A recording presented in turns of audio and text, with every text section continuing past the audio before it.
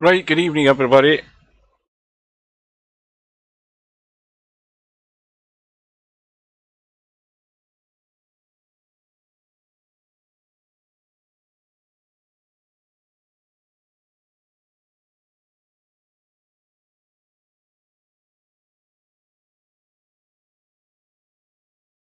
Hello.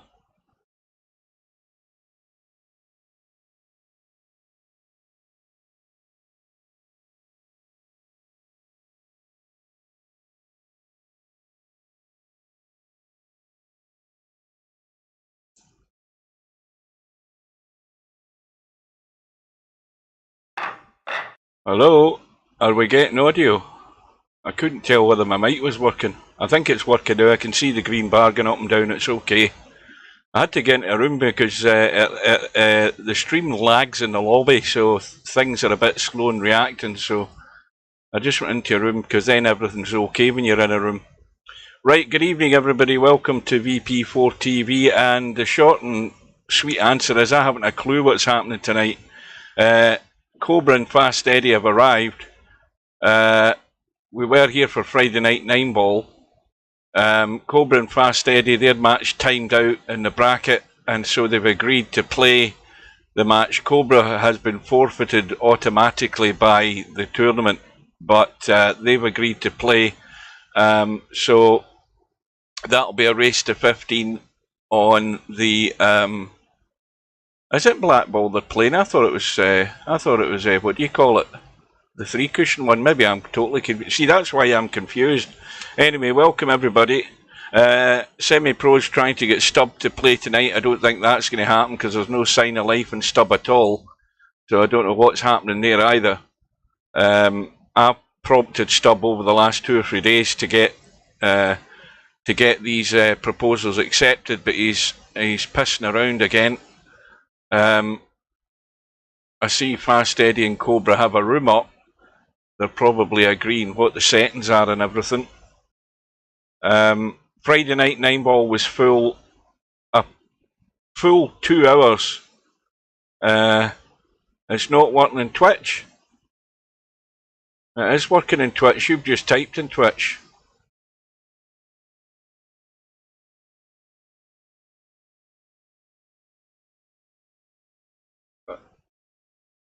Well, all the chat's coming up on my screen anyway. You can't read it now because I'm in the lobby. There's still only one player in that room.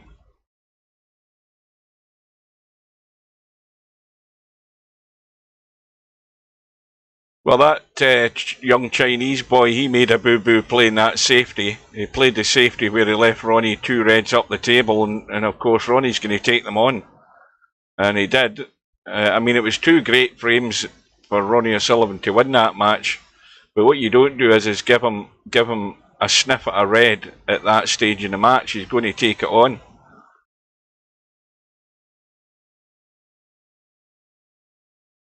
Right, let's go into this room, see if anything's happening. Right, Cobra's in warming up. Let's set the cloth colour to blue. Right, so now I can read all the chat. YouTube's coming through to my screen, Twitch is coming through, and if there was anybody on Kick, it would come through as well. So everything's okay my end. So let me just ask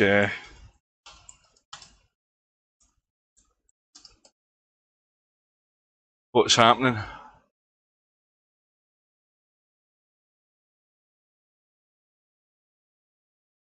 Welcome to Miasma, welcome to Bill, welcome to Mark, welcome to CP, and anybody else that's out there.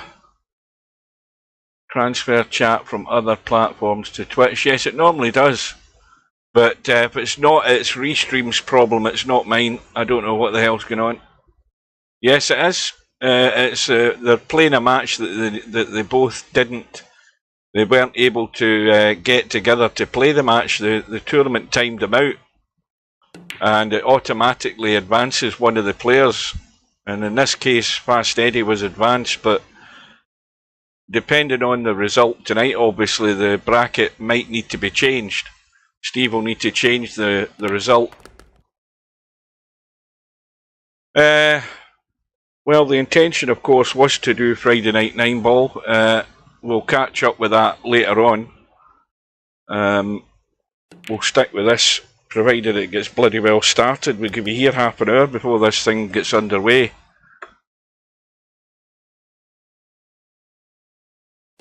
In fact, I'm getting bored already. Let's get out of the room and have a look at the... Where's the bracket? There we are. That's the one we want to see. We've got Bedhead up against Wink at Me.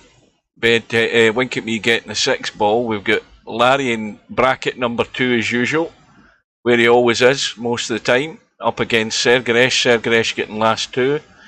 Popman and Eloquenti aren't underway, so Eloquenti is either a no-show or whatever. They're not started yet. We've got Snotty against, who the hell's that? Paddy Farah. We've got Chimpy, who's got 32,767 racks on the board in a race to 7. So that's some score he's got. And Bankster's yet to get off the mark. We've got Jezdev against Keezer. We've got Preacher up against Stefan. And Coldest Pillow against Simanx. I mean, that is some rack count, isn't it? 32,767 racks in a race to 7. Beat that. Right, are they underway yet? It looks like it. Let's get in.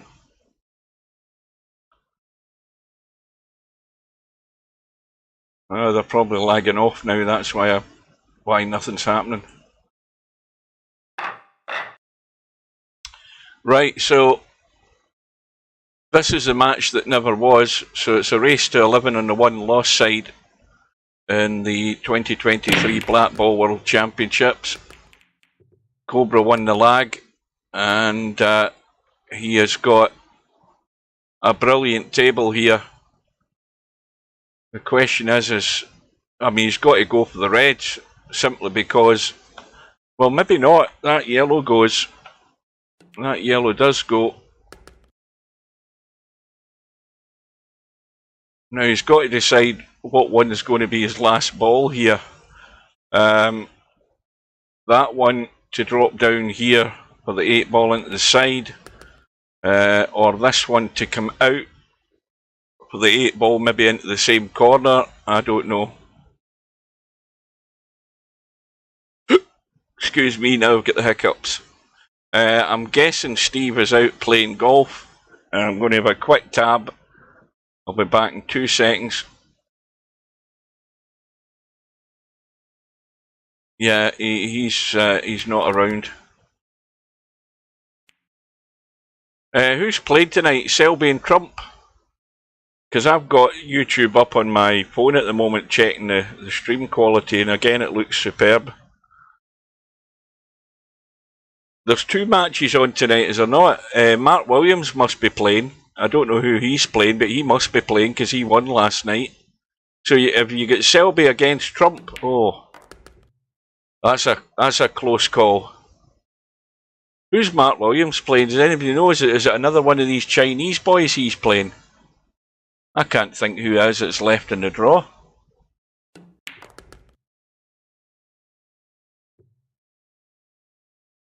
So Cobra looks as if he's off to a good start, winning the lag. Oh, Ding, that's right. Aye, it is one of the Chinese boys. The most famous one of all. That'll be a close call as well. Ding will be the favourite, but, you know, Mark Williams, of course, is no mug. He blows hot and cold. If he's on form tonight, he can take Ding down no problem. So Eddie on his break has got a couple of balls, and he's got a nightmare on the right hand side. Look at that. Well, I'll tell you something though. If he wants to play a kick bank, he can kick into the red and try and play a 1, 2, 3, 4, 5 ball combo up the rail. How about that for a shot? I don't even think it's lined up properly anyway. That yellow's too far away from the other two reds.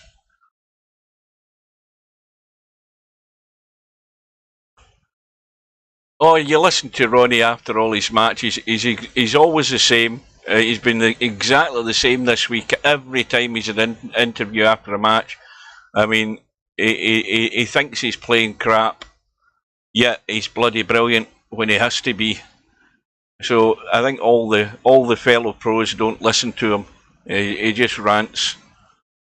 I mean, you look at the 2 frames he won at the end of that match. That was deadly, and he's not playing well.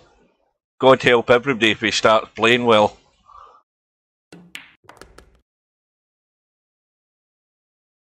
Well, Fast Eddie has decided that the reds will do for him. I don't know where he stops potting balls. He doesn't. I don't think he wants to be potting too many more. I mean, he could go thick on the red above the 8 ball and try and get in behind the 8 ball, force Cobra into potting his yellow up there. That'd be a good shot. You know, just try and hit that red ball, maybe thickish. I don't know whether he can avoid the 8 ball with the red though. The danger's a scratch as well. That's why it's a bit scary.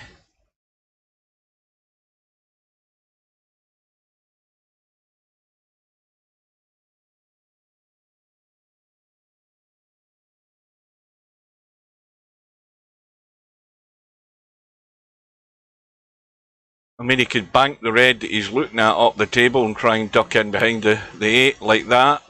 That's an excellent shot. That is a very well played shot. And that's got Cobra in a bit of trouble.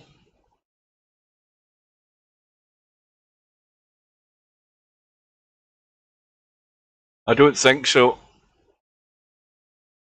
I haven't... I looked at the brackets earlier on today when I got home, but I haven't looked at them since. And that was all that Cobra could do there, because he could just barely see a chunk of his own yellow. But Eddie's really got to try and use that 8 ball and red ball there to try and get that cue ball ducked away, because the only way he's going to improve this situation if you're Eddie, is to get a 2 shot. Get a free shot, I should say.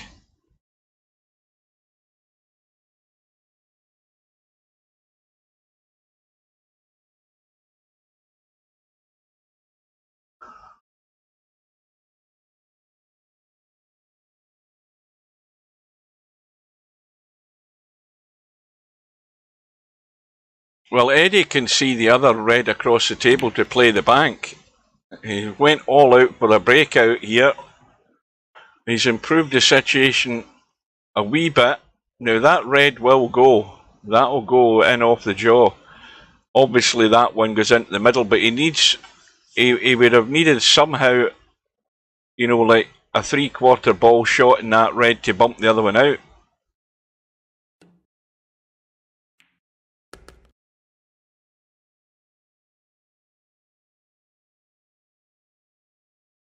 Well, the only thing now is he's got no protection here, Eddie. He's got no protection whatsoever.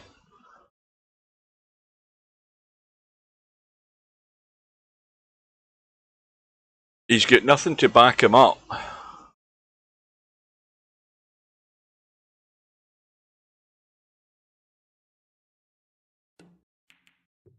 Now that is a shot. That is the shot. He needed to get this locked up. It's not quite 100% locked up, but he needed to do something like that to maybe give him the upper hand here. And that was what he needed. And now he's going to get that free shot. And that now has got him in a dilemma. So we've decided that red goes. So therefore, there are 2 problem reds. Now what he could do is, if he had ball in hand in the kitchen, he could pot that and bump the rail and come out and pot that red down the corner. The problem is that this is the other one that's a problem. So banking this up table or potting it and knocking the yellow in will free up the pocket, but it doesn't help him on the other side. He could try and kill two birds with one stone here if he gets the cue ball spinning in this direction. There's a chance here he could do that. I don't know whether he's planning ahead here, because if he is, he should be obviously playing the free shot there and trying to bump this red. And that's made the situation worse.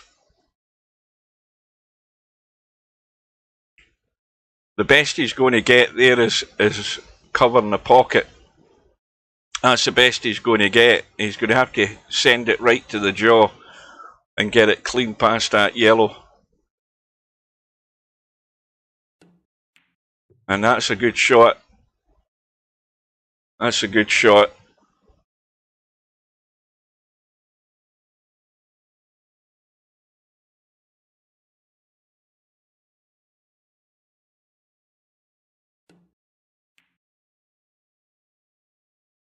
Well, now that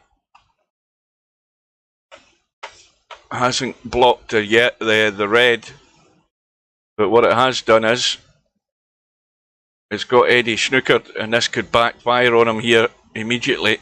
Now he's got to be careful. If he catches the back of that red, he could knock the 8-ball in. That's the danger with this shot.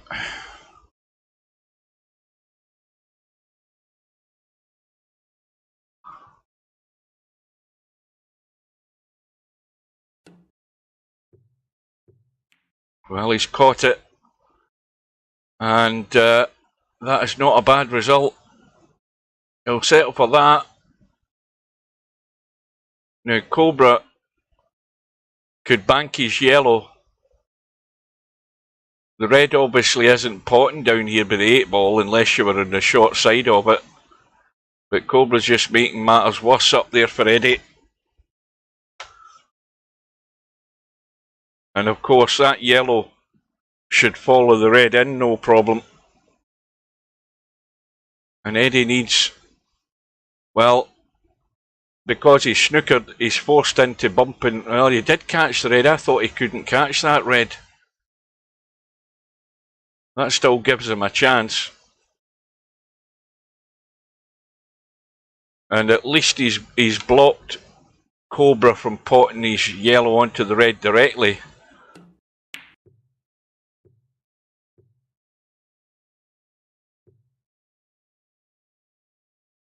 Well, this is an interesting rack, and who's going to win this safety battle here?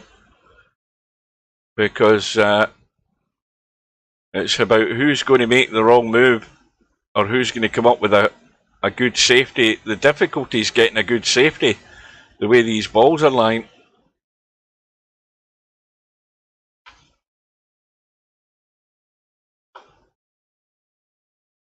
Now he could just go half ball in the red and drop onto the short rail. He's not probably going to snooker Cobra, but at least he's played a shot. However, if he hits it harder, he could bump the yellow out the way with the 8-ball. See the way the 8-ball was going there?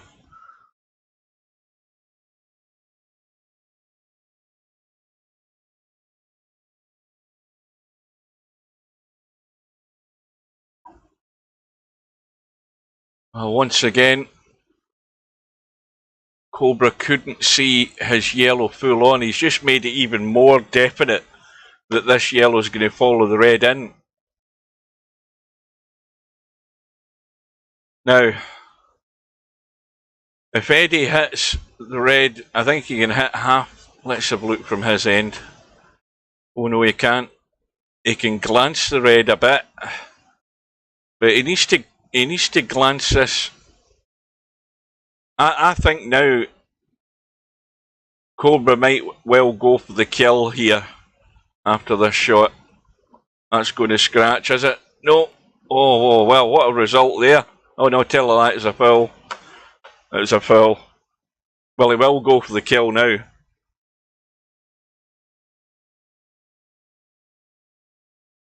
Only problem is, with his free shot, he's going to have to roll that yellow onto his other yellow. Is that going to allow that other yellow to fall in? Let's have a look and see whether he can get it. No, he can't, and that's okay. It's okay from the point of view he can pot a yellow, and this yellow does go, so he's heading up table, no doubt. I don't think he can wait in a better time to try and get to this yellow that's down here by the 8 ball, because it does go in the gap. And I'm not sure what he played there. I'm not sure whether he played to get on the yellow or whether he played to leave the one up top. I'm tending to think he was trying to run through for this yellow. And now he's out of line. Now this yellow will cut at this distance, but it's tough. And suddenly Eddie's in with a chance here.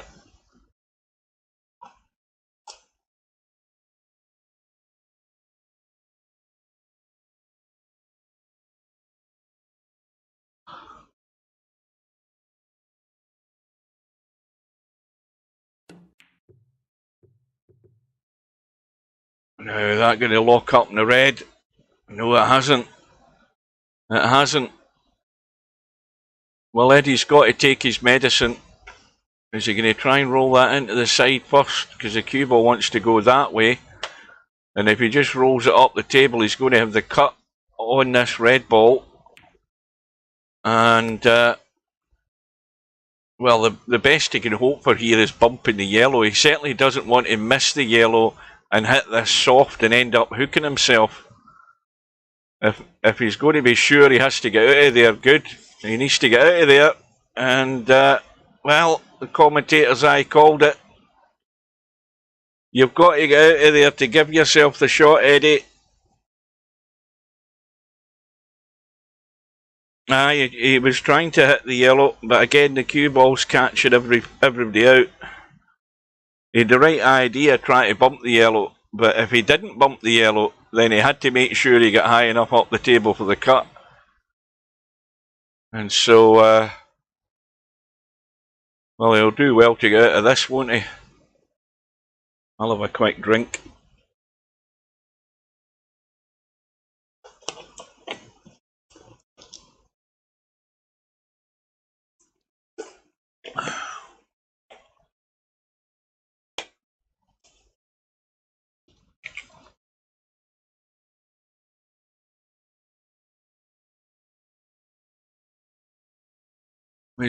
I mean, he can roll dead weight onto the 8 ball. Oh, that's a superb shot. That is an excellent shot. That is a very well played shot. And suddenly, it is all switched round here. Eddie's odds-on favourite, unless Cobra can do a Cobra. And he's going to have a dig here. Oh, he might get lucky. No, he hasn't. I thought that was going to run over and hook him, but no, that was a superb shot there by Fast Eddie. And that's turned the rack in his favour. And even at this stage, it was desperately needed that he won that battle. And he has done. So 1 apiece.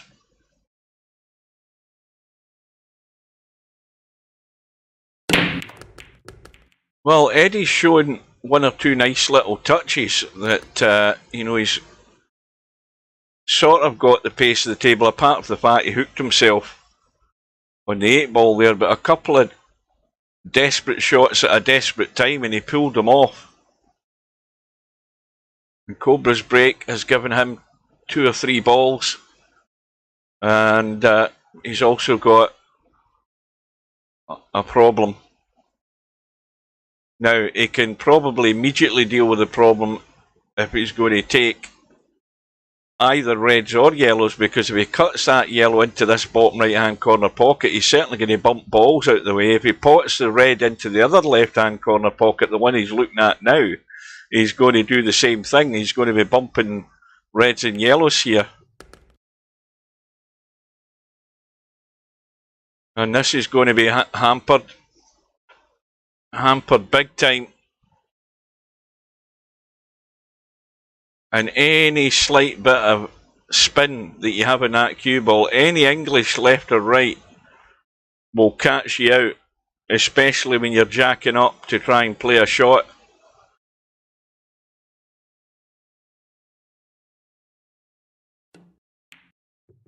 And that's how difficult it is. Well, he'll probably settle for the outcome though, because Eddie's on yellows, but he's not getting anything easy. Let's have a look from his end. No, there is nothing there inviting at all. And this table is wide open for Cobra if Eddie can't come up with something good on this shot. I mean, he's got to go for the cut up the table, hasn't he? He's got to go all out for the cut. I don't know that will do him any good. I think he's got to grab the bull by the horns and play the cut shot, because the table's just as good for Eddie. The major problem, if there is a problem, is this yellow, because it's blocked to that pocket and it's not going to be easy to get to that yellow. Well, this time he hasn't quite got the cover. It was a touchy shot. Another inch and a half and he'd have been pretty good there. So this is Cobra's chance to regain the lead. Oh dear, hang on a minute, hang on a minute. Look at this. Well, suddenly Cobra's getting all the bad luck. He's a bit due it, isn't he?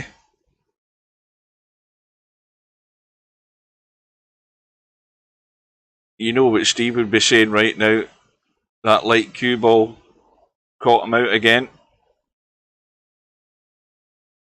Well, he was due, yes. He's well overdue. Getting a bit of shit thrown at him.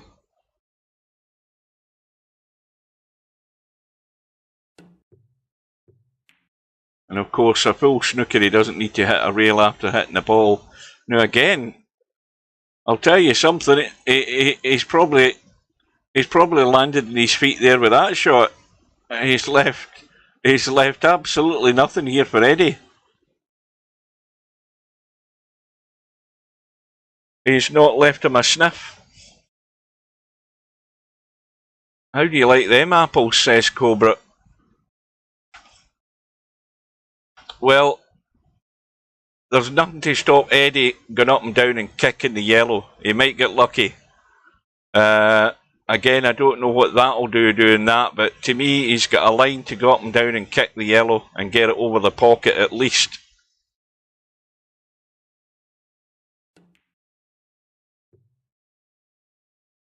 But he's had a little study at the table, and again, he's come up with a good safety.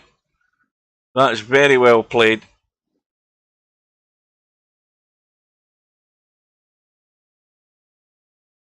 Well, Fast Eddie's given as good as he's getting at the moment. The question is whether he can sustain this for the rest of the match.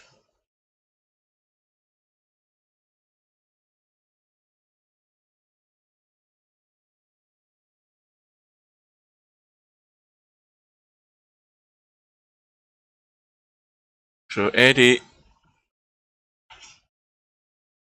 oh well, I think he can get to the yellow. I think he can get enough of it to pot it. Let's have a look. In fact, I'm pretty certain he can. He maybe thinks he can't, but I think he can get through to that yellow. Semi-Pro would tell you can get through to that yellow.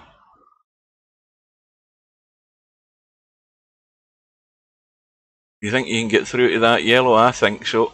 I think that's an optical delusion, that red ball there. Now, yeah, he's got to watch the tip of that cue. I think that's it.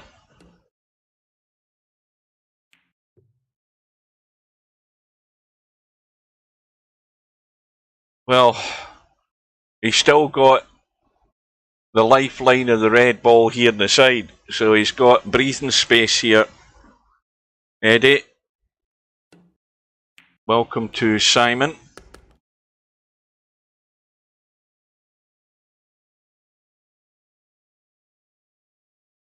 Well, you would say at the moment that Eddie's favourite for this, unless Cobra can come up with something on that red that he was looking at on the side rail there.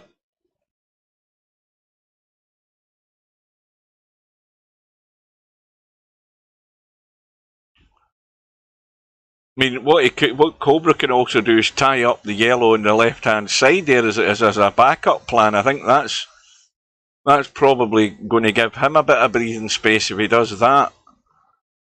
Because there's no need to try and do something with that red on the right-hand side. He can bide some time by locking up this yellow ball on the left rail there, because the yellow ball goes.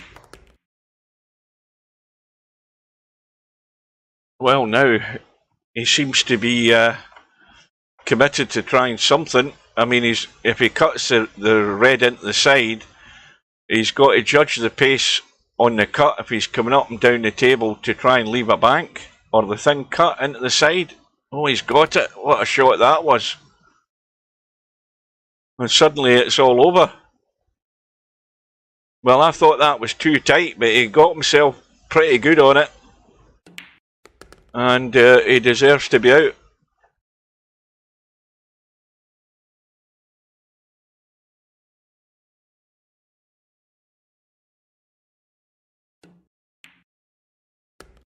So Cobra back into the lead.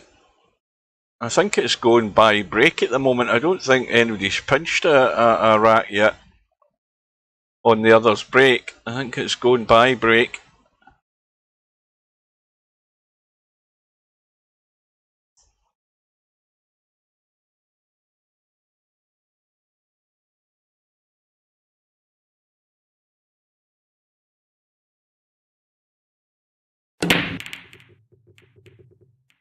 This, that 8 ball has just been nudged by the yellow there. The red's gone in, but that 8 ball just got nudged by the yellow. And the 8 ball goes, so there's not a problem. It's well off the jaw.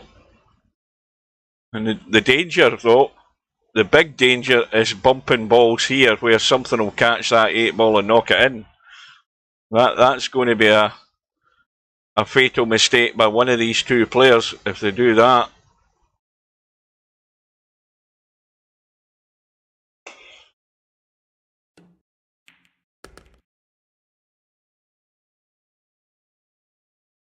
Well, there's going to be a bit of ducking and diving going on in this rack as well.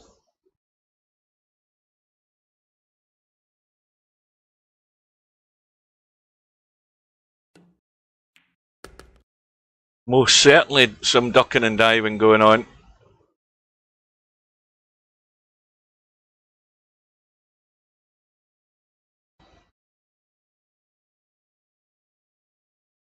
Well, once again, it's the same thing. When do you start? I mean, Eddie could play an aggressive shot here into that 8 ball and try and get a bump here and get something knocked out. I mean, he could do that. I mean, he could take a big chunk of that 8 ball at a reasonable pace here. Yeah, he has done. He's got one red out, which is better than nothing. Not one red, one yellow. And he's got an angle here on the yellow where he can get to the short rail and try and do a bit more bumping if he wants to be aggressive.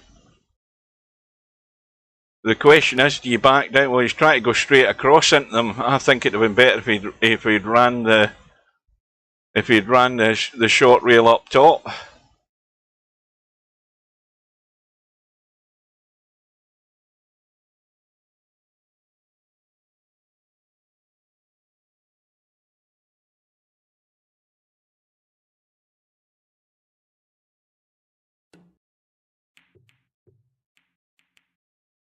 Well, again, that's pretty good.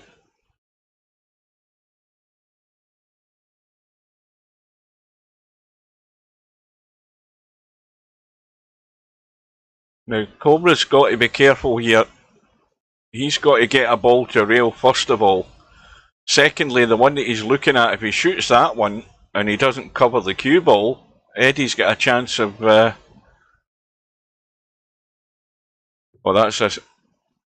that's a pretty good shot there from Cobra. Just a bit unlucky, got overhit it slightly. Now Eddie can try a combo here. He can get as close inside to the rail on that yellow as he can to try and bump it onto his other yellow to get it over the pocket. But he's not willing to make that move.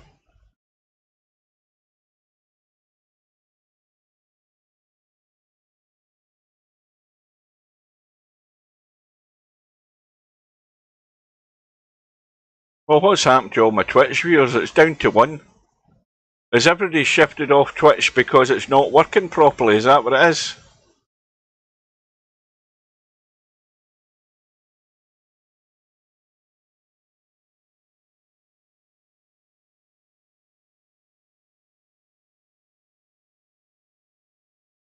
Most of the chat's all coming through from YouTube, unless Twitch chat has gone down.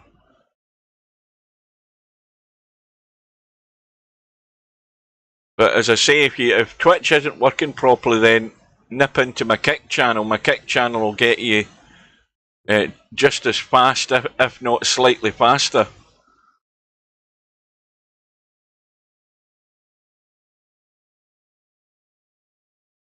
Oh yeah, all on his own, Mark, stop there in Twitch.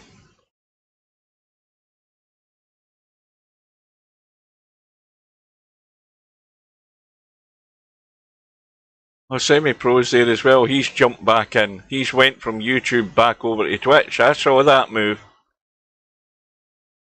I can see the numbers going up and down. Oh, Bedhead's in Kick.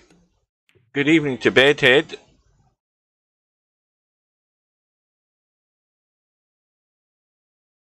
Twitch's Poundland Tube. It might be, but at least it's faster than YouTube is.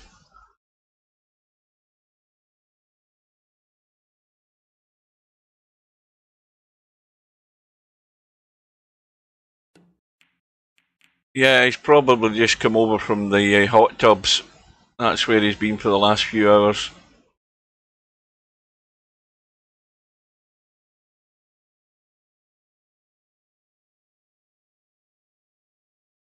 Well, they might have called this right. If this match keeps going on like this, with racks like this, we could be in for a long night here, folks.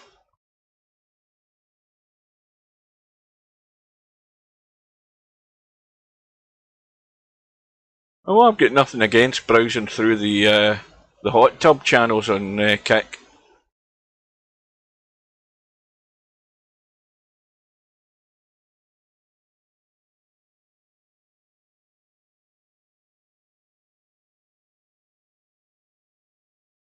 I think maybe if I titled my my live stream on Kick as Hot Tub VP4TV, maybe I'd get more viewers.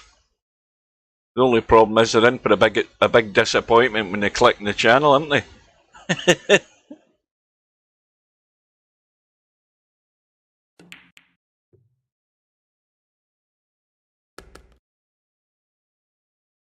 Well, Eddie's not favourite for this rack at the moment, unless he can bank a yellow and kick the other yellow out.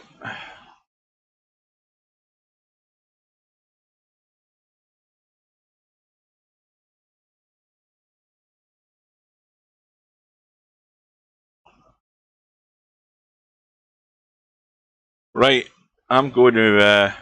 well, now, hang on a minute, I've had a message from Stub. Semi wants this match done. Right, no, I haven't had a reply. It's popped up, but he's... No, what he's done is he's typed an emoji, which I'll tell you, Stubb isn't a wind-up routine because he just typed a big smiley. He's got tears coming down his face laughing. That's the reply he sent me. Right, so I'm going to switch my phone over to what do you call it? BBC iPlayer, because I want to watch a bit of the snooker and keep an eye on what's happening there. Where are we? Where's the iPlayer went to? There it is. Well, Eddie's got his yellow in the middle of the table, and he might be able to cut this in, I think.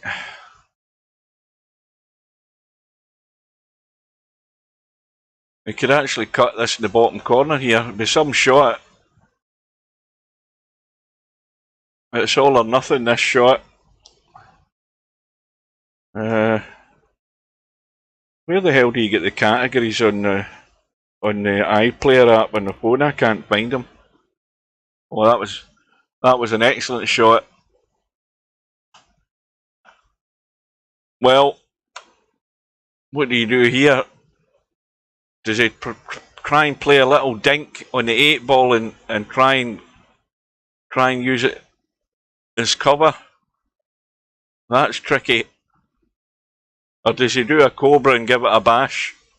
Right, I'm trying to find the bloody categories on where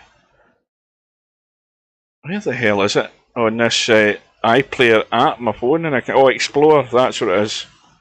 Right, drama and soaps. That's not what I'm looking for. I'm looking for sport.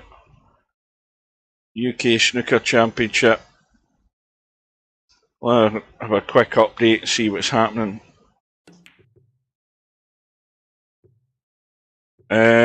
It's 1-0 to Mark Williams. They've just more or less started the second frame in that match.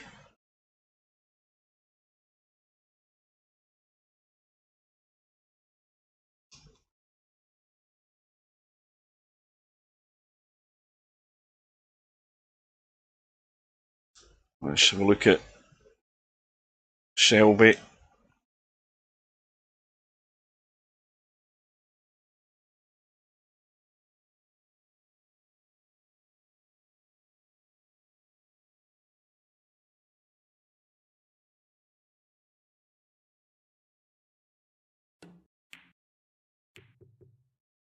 Well, Cobra's played the obvious shot. Yeah, well, I mean, is the deadline still a wee bit away in that? What's the deadline in that semi?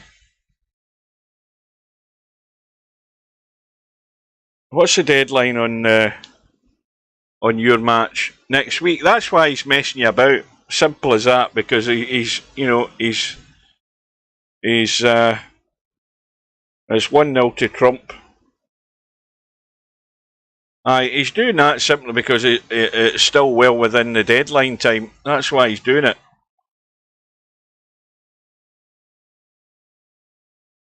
The thing that's annoying about it is the fact that he is about. I mean, I don't know. He could be at work. That's twice you've said that isn't bothering you, semi-pro. That means it's bothering you. That's twice you've said it. Oh, that's not going to go in. I'm talking about Selby. Well, let's see if Eddie can pick the line in this table.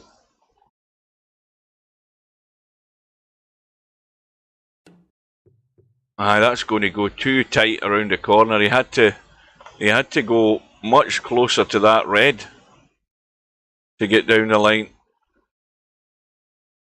So Cobra will deal with his problem red.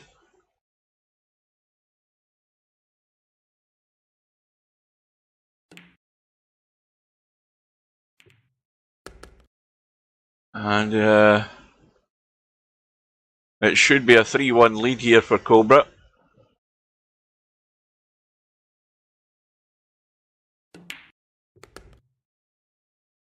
And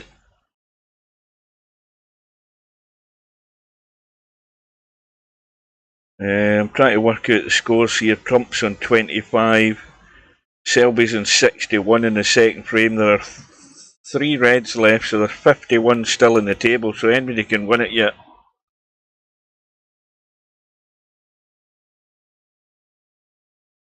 Oh, look who's arrived in the room. I mean, that tells you he's about. That tells you he's available.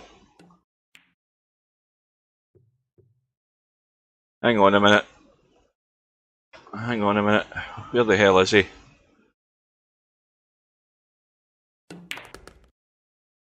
Let's talk to this.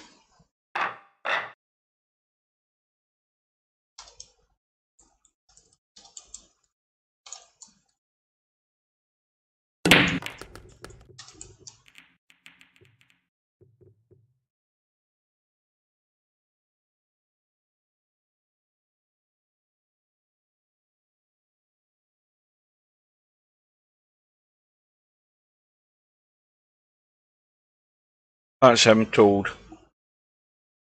So, what the hell happened here? What did I miss there?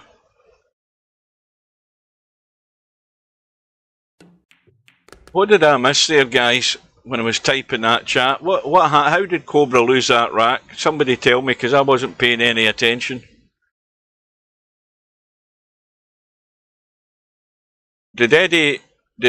Obviously Eddie missed a kick, Cobra had a free shot, and then at that point, so he missed a red. Oh well, I know I'm supposed to tell you, but I can't do that for multitasking. I was looking at my keyboard there trying to type in sort of reasonable English. Well, that's a bad one for Cobra to lose, considering he was in command. You just cannot take anything for granted in this table. Simple as that.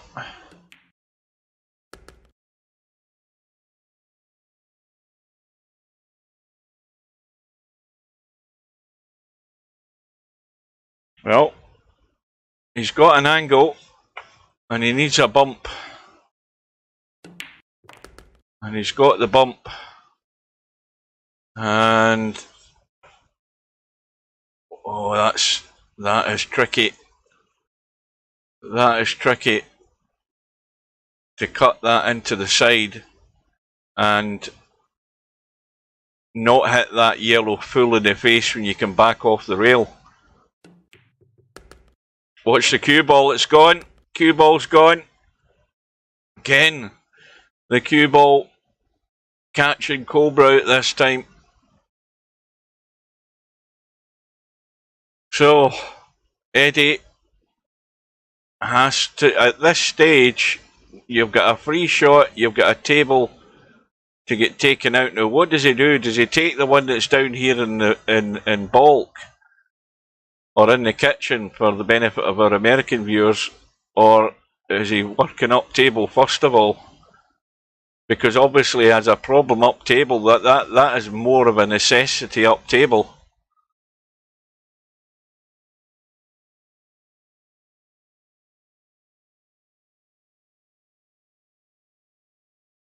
The problem he's got is finding a way back down for this yellow here in this bottom rail. Well, he's just going to play a little gentle combo. Oh, that might work out. It might work out. Now, he's got rid of the problem yellow. I think he wants to... Does he want to try and play this combo here as well? Yes, he is. Now, how hard does he hit this combo? Because if this was me, I'd be trying to make the combo, take a risk in where that yellow's going to end up, and try and get up this side of the table for that yellow and the rail. That's what he's trying. He's got right English on it. And that's not really helped. It's not really helped. Yeah, semi-pro, pay attention for God's sake.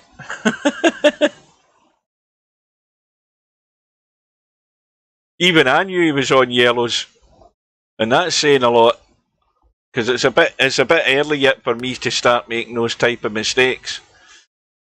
Now this is a touchy little shot. In fact, there's too much angle. He's hoping for a thick hit on this 8-ball then if he's going to play that. I don't know.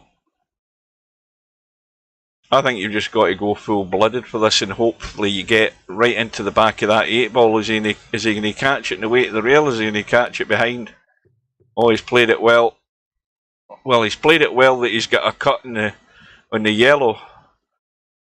Now, he's got to dink this totally dead weight, and if he does, he might have something of a shot. I don't know whether he hits it hard enough to try and come out. This is awkward. If he chickens out, he's not going to get the yellow to the hole. That's the problem with this shot. If you're trying to be too cute, and that is pretty damn good. Just got to trust your eyes. I mean, it looks as if he's got loads of room, doesn't it? But he catches any of that jaw, it doesn't go. Oh, it did catch the jaw, and it did go in. That's an exception. I think it was just the pace that let it drop. Well, that was a good out from Fast Eddie. And also stole the rack off Cobra's break. I think that might be the... I'm not sure, probably isn't. But at least he's got a ball or a couple of balls, and he's got a far better table this time. Now, from where he's sitting, yellow's look the best bet. I don't think the yellow goes into the side though. No, it doesn't. It's blocked. And when you look at that, any other alternative to that yellow isn't very good. He's got that red there, obviously up table. That red there, you can get to it from any of those two. So, big decision here. I think he's got to go up table with this and go forward a bit. I mean, he can cut that, but I'd be more inclined to go for this red here up table. That's what I'd be going for. But then again, I don't play this game.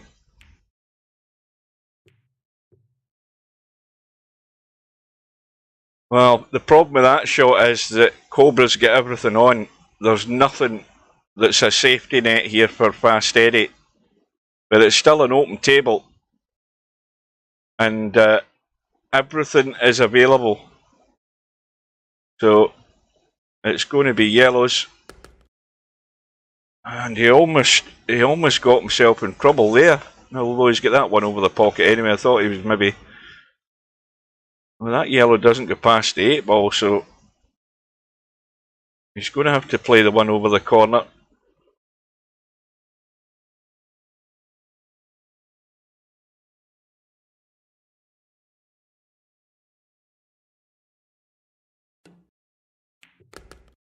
That venue that they're at, see this loyalty to the Crucible in Sheffield. I mean, the Crucible Theatre, I don't know that this venue holds any more than the Crucible. The Crucible holds about 900. But looking at this venue, there's more room around the two tables.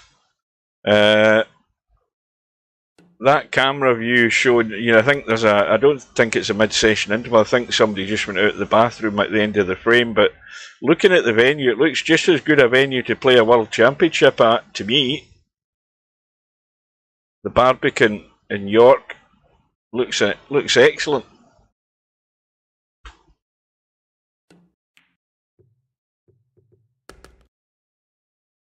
Well, Cobra is going to have to get a hold of the cue ball here, because what he doesn't want to do is collide with any of those reds. He can certainly dink this in and just drag off the yellow. I'm not sure where he wants to play this. The safest route is to make sure you get out into the table again. If he tries to be too accurate, Is he trying to hold that to come back this way? He's trying to come inside and out. That's perfect. That was the right shot. So a quick response from Cobra. Well, the match didn't start at the top of the hour, did it? I mean, it's at least probably 40 minutes old, this match, and we've only played 6 racks. Oh, this looks a very good break from Cobra. And 1, 2, 3 yellows have gone. Did a red go as well? I think a red went also.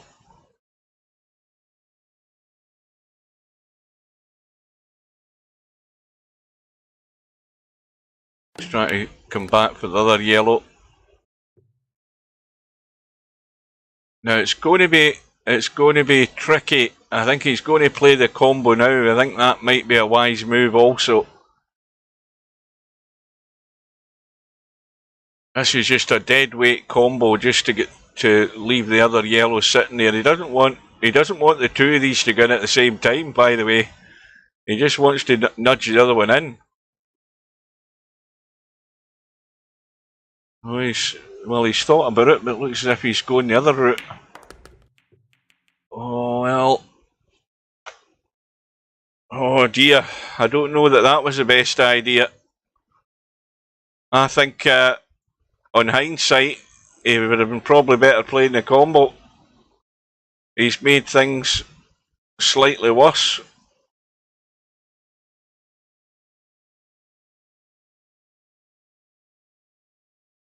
Well, he's going to play the bank in or over the pocket by the look of it.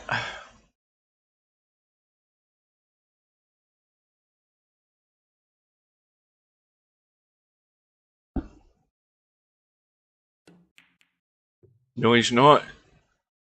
Just playing for time. I don't know whether he's blocked that red down table here though. No, he hasn't. Eddie can get to it. I'm certain he can get to that to pot it.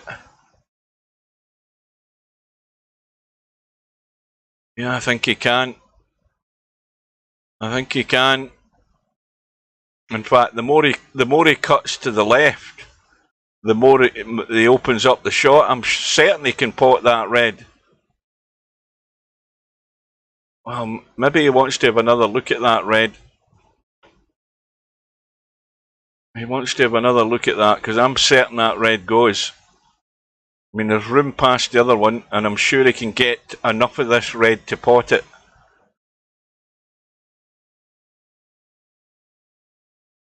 Well, Eddie's looking for an alternate option here.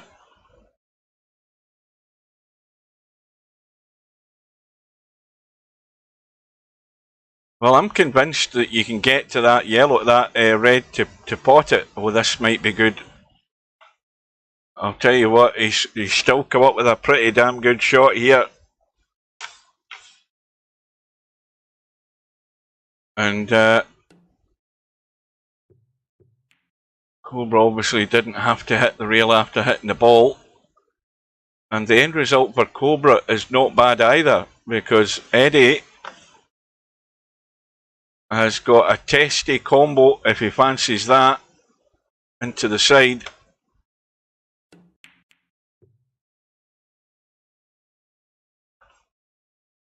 Well, that red has just tracked to make this slightly awkward. There's enough room for the yellow to go up table, but it's a bit tighter than it would have been 2 seconds ago. But look at where the yellow is. Cobra's got to try and control this cue ball coming out of this corner pocket, and that is not easy. It is not easy in this table.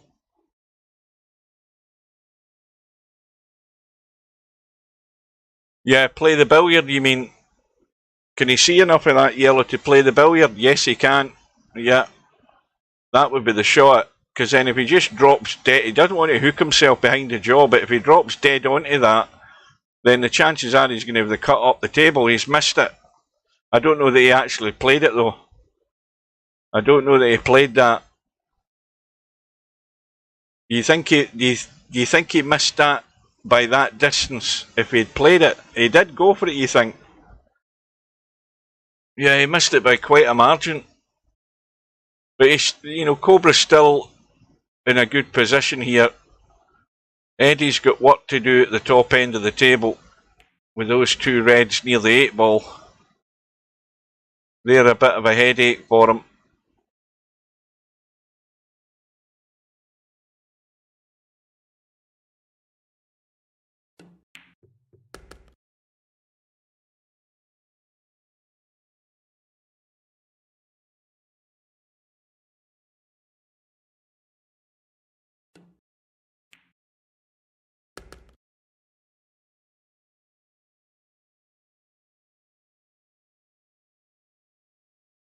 Well, this is the problem ball now.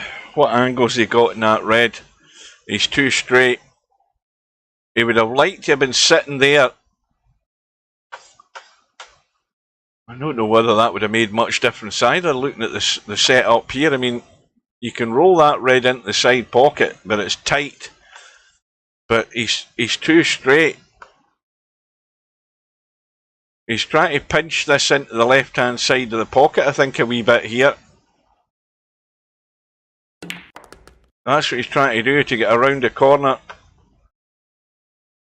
Well, that's better than nothing at all. Now, if he cuts this into the side and he doesn't do anything with the cue ball, then he looks as if he's running into his own red here, or just past it. I can't judge how this cue ball's coming off this red. It looks as if it's running up into the red. It probably will be nowhere near it at the end of the day. Or he might... You think it's going to go to the rail first? Oh, this is a lot thinner when you look at the angle. This is the all or nothing shot here.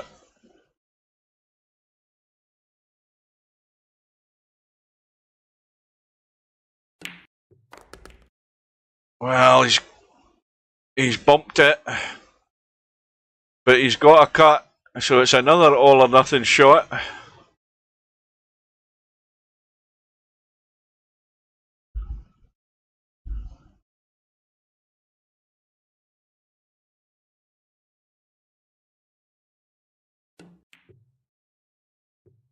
It's 2-0 to Judd Trump. And Fast Eddie has the pot in the 8 ball. And if this goes any more to these jaws here, either side, it won't go in, but that'll go in. That most certainly will go in. That was dead weight and perfect. Well, Fast Eddie's keeping himself in the match, and also again on Cobra's break. So Eddie's got a chance, and I don't think anything's gone in. I think he's dry. Oh no, he's got a yellow. I never saw that, wherever that went. Well, he's got a yellow, but he's got the open table. The question is whether he sticks with the yellows. The yellow that's behind the 8 ball's no good. He could cut that yellow onto the red over the corner pocket. He could do that. Does he want to do that though? Well, that's a bit. Look at the angle he was sitting at. That wasn't really on. But he's committed to the yellows, so we know that there's the problem up table, and how he gets and tries to deal with that.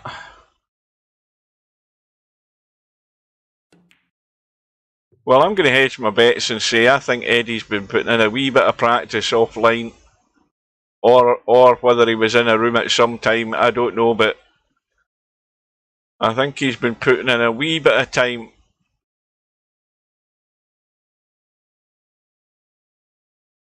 Well, this is a tricky one, trying to drop down onto the yellow. It could have done with another. It could have done with running into that red, by the way. If he just had a bit more pace on it there, he would have just bumped to red, and he would have been sitting good on the yellow. You can still pot it. no problem.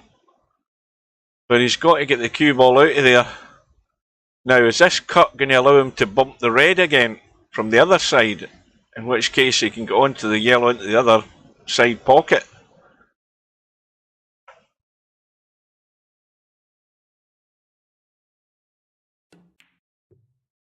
Well, he's bumped to red, but well, he's at least got a shot in one of his yellows. Welcome to Slim. Now, Slim says he's back. Was he here earlier? I must have missed him.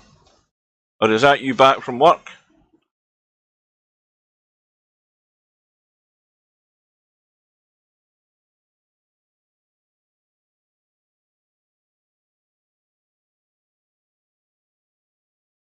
Right, I'm going to tab out in a minute to shut down Discord. I'll do it after this shot because this will be a good shot.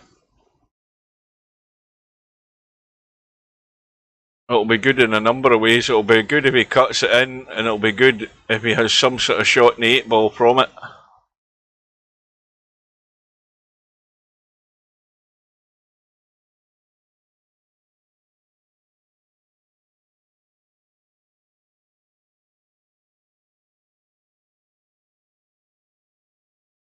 And Trump's looking odds-on favourite to be 3-0 up here now. He's on 48.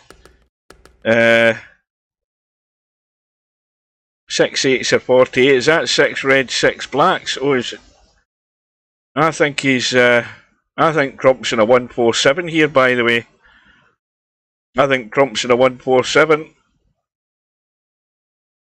6 8s, 48s. This will be 7 8s, 56.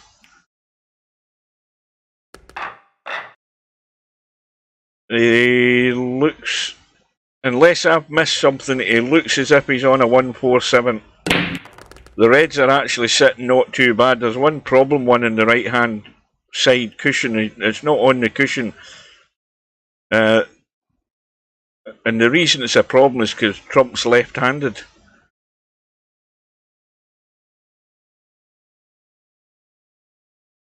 Right, you guys watch this match for the moment. Keep an eye on Judd Trump. 8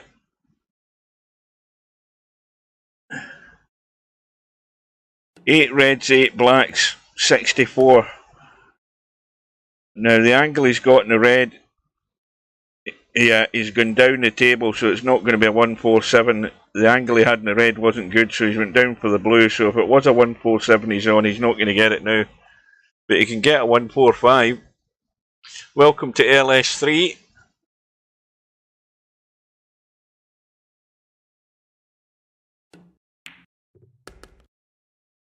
Yeah, I'm just gonna tab out in a minute and shut down Discord. I left it on in case Steve wanted to come in, but he's probably out golfing, so he will be. And I don't know whether he knows whether this match was arranged for tonight either, obviously, because it's not a scheduled match.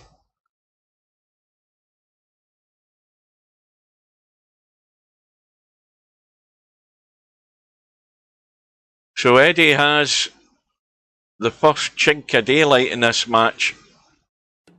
5 racks to 3 lead. Cobra. Well, he either played for position or he played to pot it and missed it. One of the two, but at least he's got control of that pocket.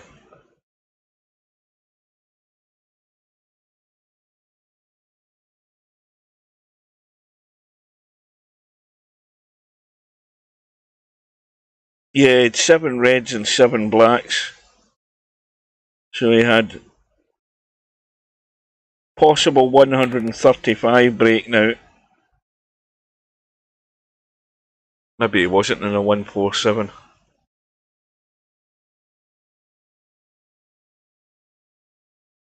Well, Fast Eddie again. I mean, he's had a number of challenges in the racks that he's won, and he's managed to find his way out on them. He's even won the safety battles in a couple of them. Now, this is the shot. Of course, the other problem's that His odds are not good for winning this rack.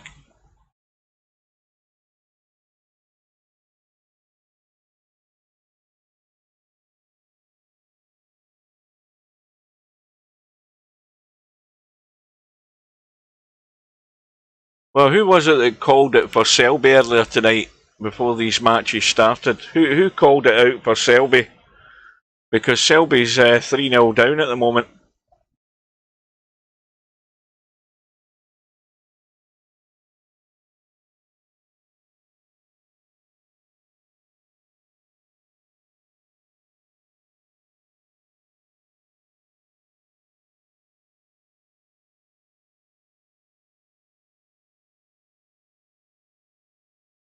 Well, it's going to be a big ask for Eddie to come out and top in this rack.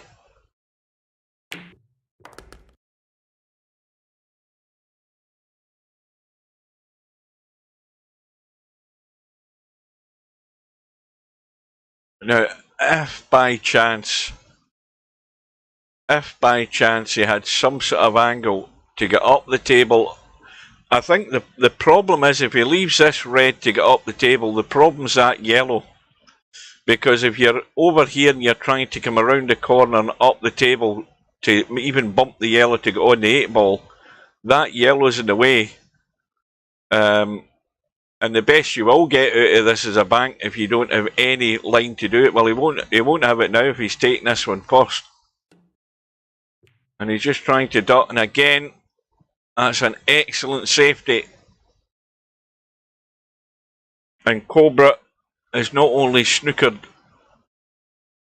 by the red, he's trying to hit his ball and leave the other one over the pocket, and at least that's come out good. Now Eddie's now in a position where he has a possibility of trying to up the table from that red. Now where he is now is roughly where he'd have to be. So he's got a dilemma here. Now if he gets good in the other one, he can maybe go to a rail and cut the red into this bottom left hand corner and come across the right hand side. Or he takes his medicine and leaves a bank.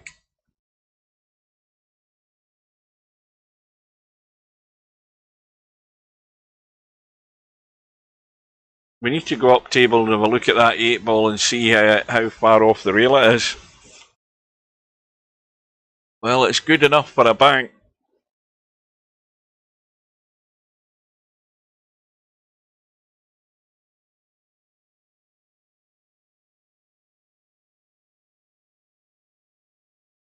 But I still think if he can get any decent angle in this last red, he'll be trying to swing this around the table and get up. Now, the problem is if it goes around too tight and he ends up there. That's what he's trying. Watch how this goes around the angles, because this might go way too tight and he ends up this end of the table here.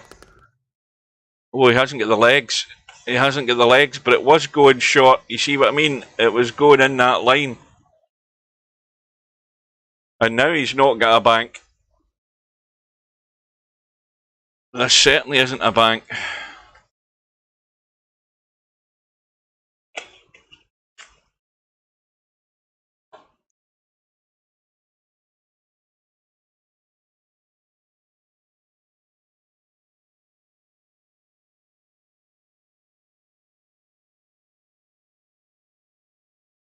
Well, he could always just give it a blast. You never know.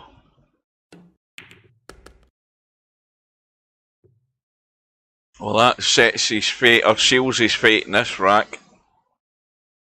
So Cobra has the free shot, plus it will allow him to win the rack on his own break. Eddie still will have the advantage, and he will have the break next rack.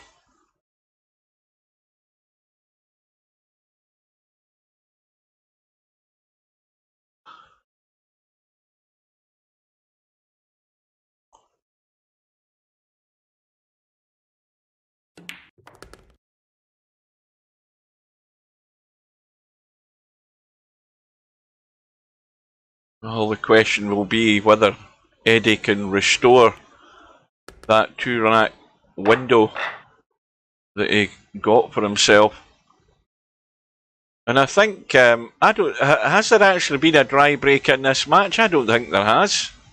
I thought there was one, but a yellow had gone in, but I think every other rack, I think there's balls have gone in all the time. And this is exactly the same. And there's a problem. Well, the 8 ball's over the corner pocket, but well, there is a chance if you chose the reds that you can get up table, get an angle on this red here and do a bit of bumping. That's what you have to be looking at, and Eddie may well be thinking along those lines. He just needs to run through far enough to leave the cut in that red. The question is whether he should try and do that now, or whether he should, you know, leave it till he's decided to go for yellows. Well, I wonder, I didn't see anything wrong with rolling that red up table and getting yourself through to there and playing a bump. I mean, far be it from me to criticise Eddie for what he's done so far, but if you're going to be the aggressor and take the initiative, he had the chance to get good on that red. We'll see if that'll pay off.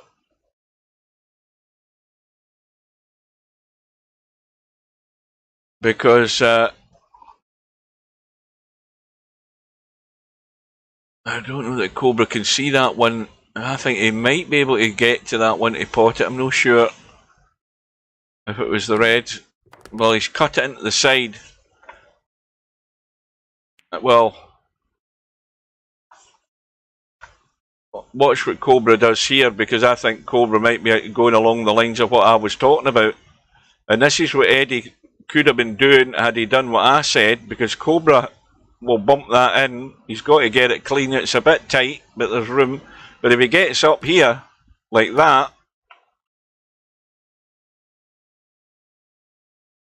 well, we'll see the outcome first of all. We'll see the outcome of this shot first of all, because this is the one that's going to make or break it for Cobra.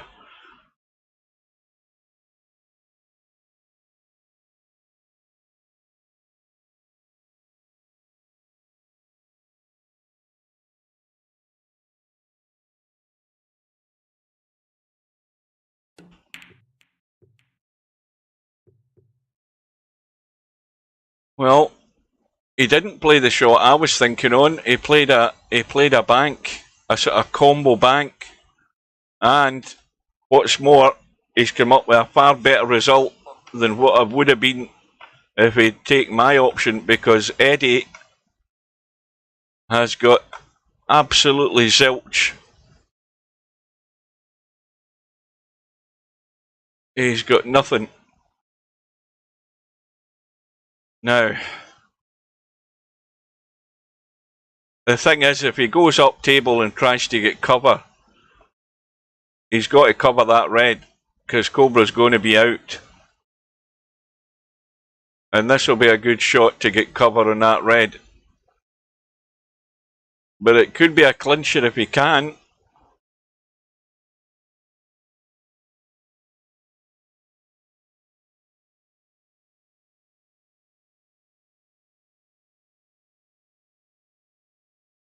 Let's have a look.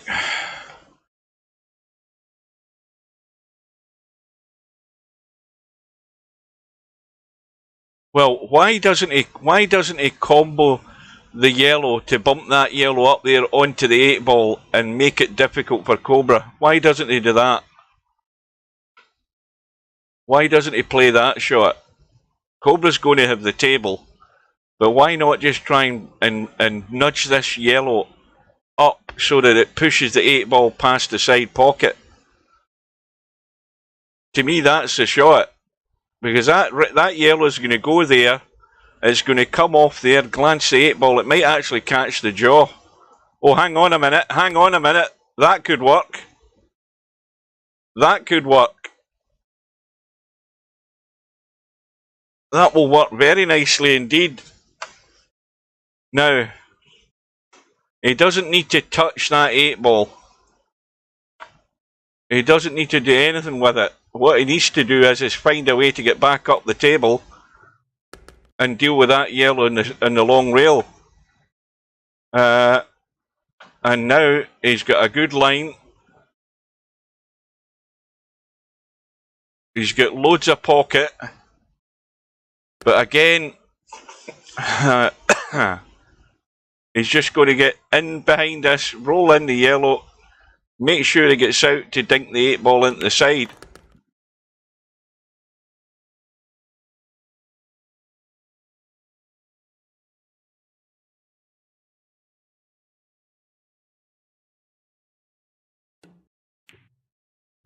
Well, this is again another very well played rack from Fast Eddie. He's meaning business, and he's, what's more, on his own break, he's won the rack, and he's back to the 2 racks in front. So the pressure is on Cobra every break now.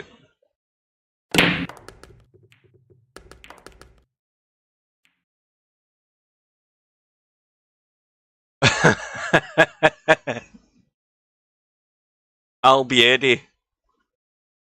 Well, Cobra has had, what, 1, 2, 3 balls, and again, the table's not great. Not at the moment, it isn't.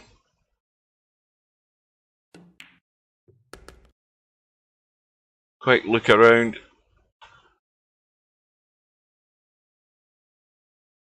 Can he get enough of that? I think he can.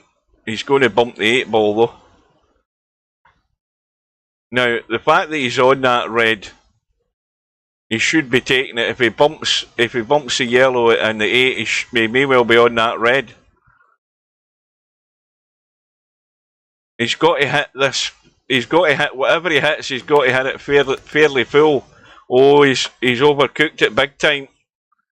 He has overcooked it big time. He didn't have to hit it as heavy as that. I mean, to me, all you needed to do was just stun it to get a little bump, and hold for that red. And now he's well, at least he's locked the 8-ball up. That's about the only thing you can say in his favour.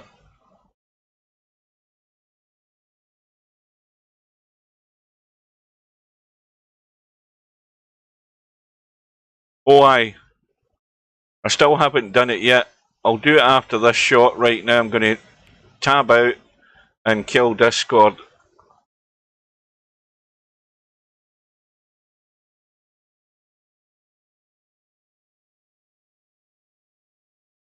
Right, we're back. I'm also going to go to the lobby, click the tab, bring up Friday Night 9-ball to keep an eye on the bracket and see what's happening. I'll just do a quick update with that. Tab back out, and the chat will fix itself again.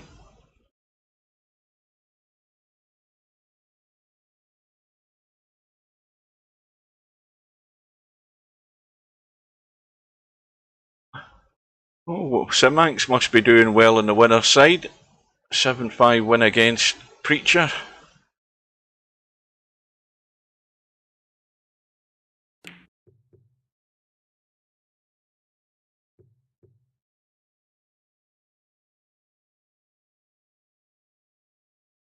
Cobra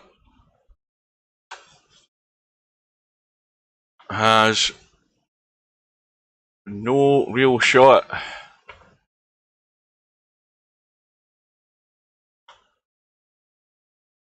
What do you do here? He's probably scratching his head right now, because I certainly am. I can't see. I mean, obviously he can play the red. We'll watch the cue ball. Oh dear. Oh, he's walking a tightrope, Cobra. That could have been a disaster. The interesting thing, though, I've just noticed is, no, I thought that red, no, it doesn't. I thought from a distance here that that red went there, but once you zoom in, it doesn't.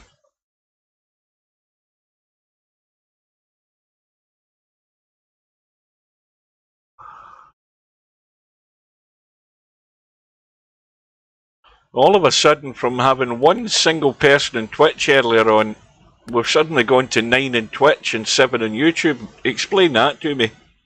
That's weird.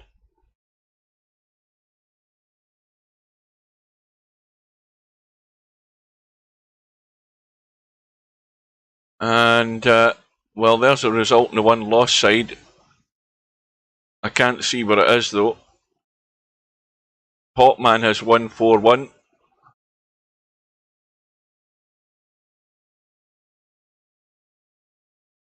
Is that where it's all happening, Slim? All in Twitch? Are you having a party over there? And Stefan has taken out Larry. Now, is that a winner's side match or is it a one-loss side match? Oh, Larry's gone home. Larry's coming into the stream for the rest of the night, folks.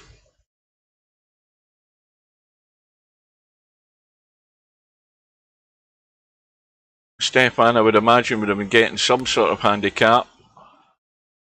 Saw a wee lag there with that shot.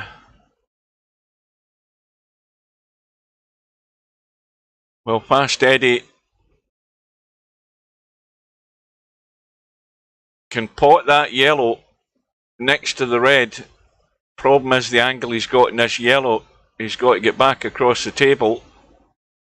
And the 8 ball still tied up. Now the 8 ball might go into the right side pocket. Now that needs to be checked out.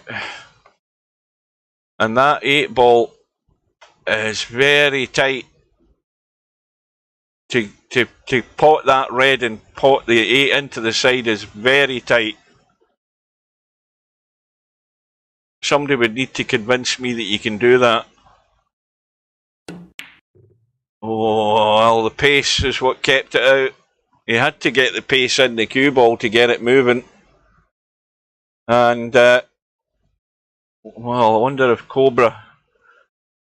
I think the angle's too much in this red to pot the red and get a bump. He might go forward to get a bump, but he might end up in nothing. Will he be able to get a bump out of that? I mean, he can go forward, and he's drawing. Maybe he's trying to catch something. I'm not convinced he can catch anything there, though. Yes, he can. But he's missed the red. But he's also not left Eddie much.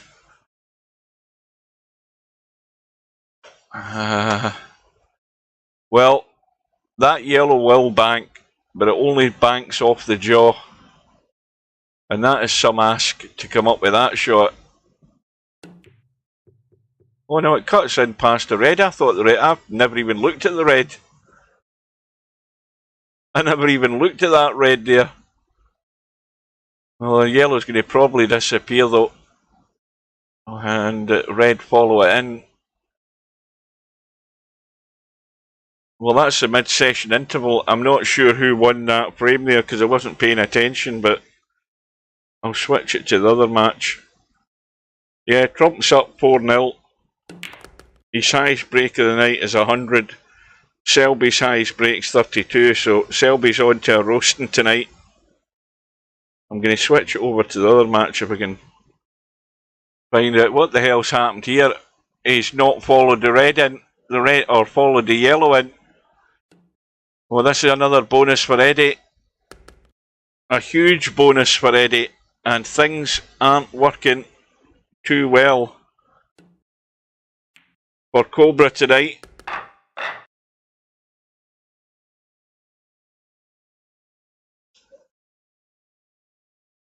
And Matt Williams is 2 frames to 1 up against Ding. And they've just started the 4th frame. And meanwhile, Fast Eddie has suddenly got a 3-rack lead.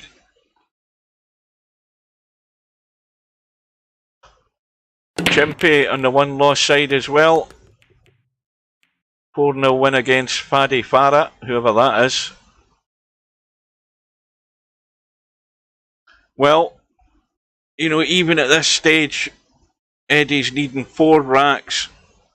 It's Eddie's match to lose now. He's got a 3-rack lead.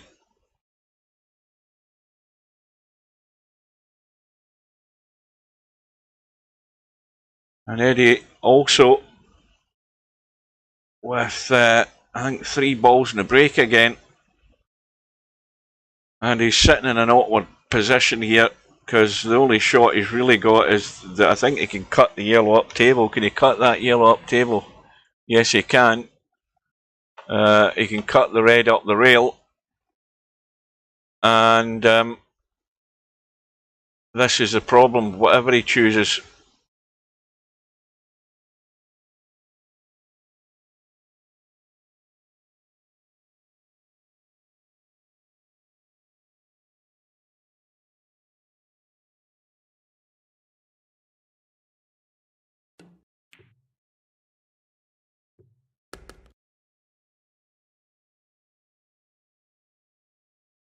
So, Eddie's committed to the reds and has one major problem, and it's not going to be easy to access that considering all the rest of his reds are on the left hand side of the table and there's yellow balls blocking all the way.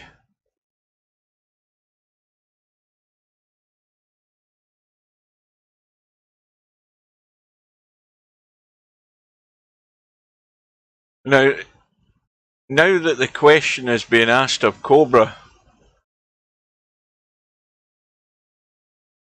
obviously got this issue here to start with on his yellows, and the yellow doesn't go. Or does it? Does that go in off the jaw past that 8 ball? That looks very, very tight. It might go. Semi-Pro will tell you whether it goes or it doesn't go. I think that might go. I think if you get that clean past the 8 ball, that may well go in off the jaw. But you'd have to be sitting right there on it to get it.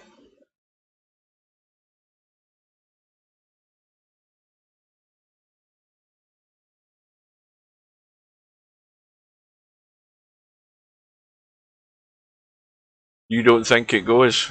Well, I think there's a chance it might, but it's way too tight and you'd never probably get that perfect on it to play it. I think that's a major issue with that shot. Well, Cobra has an opportunity here where he can at least free up his, at least one of his yellows.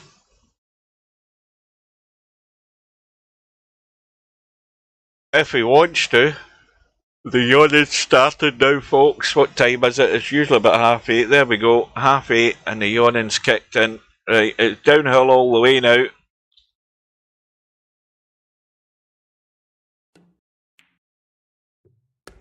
Well, I think he's on the yellow. Yeah. Now, how aggressive is Cobra going to be here? Because if he stuns that yellow in, he's got an angle where he could get a bump. He's going to have to try his luck here, though, if he's going to do that. And that's what he's tried. He tried it. Missed it on the inside of the red.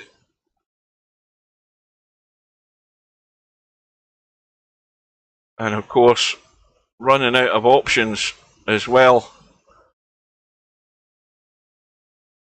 Now, had this red ball not been here, or his yellow, he could have probably had another go going around the angles to try and get the hit.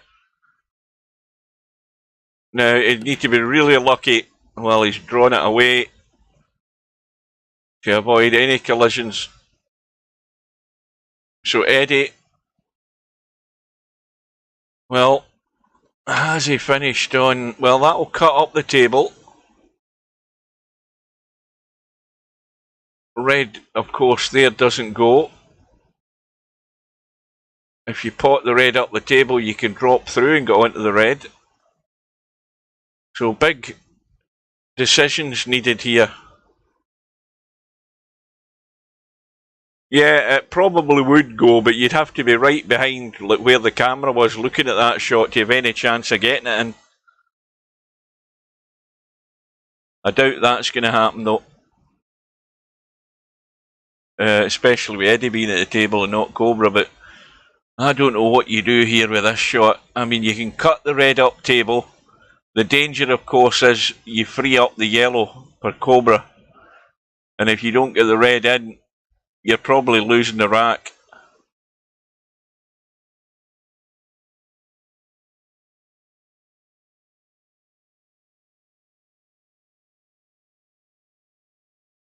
Play, what, the one on the right-hand side? To cover the yellow up top.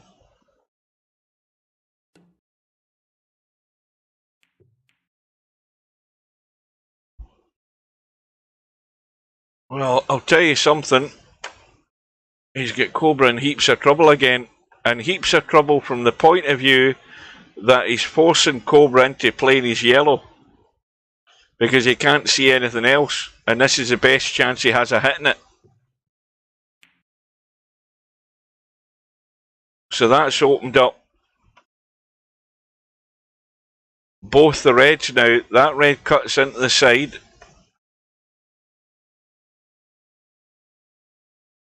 Oh, this is a huge rack, this match. It is a huge rack.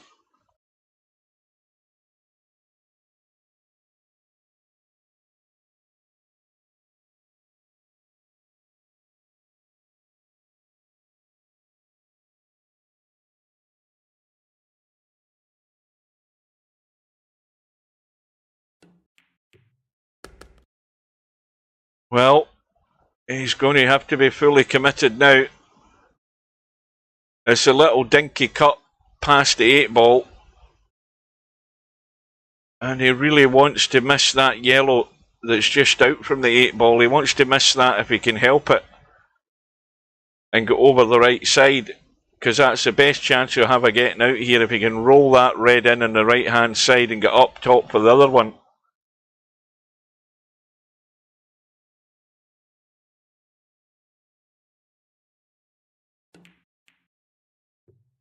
Well, he hasn't picked a line for the pot.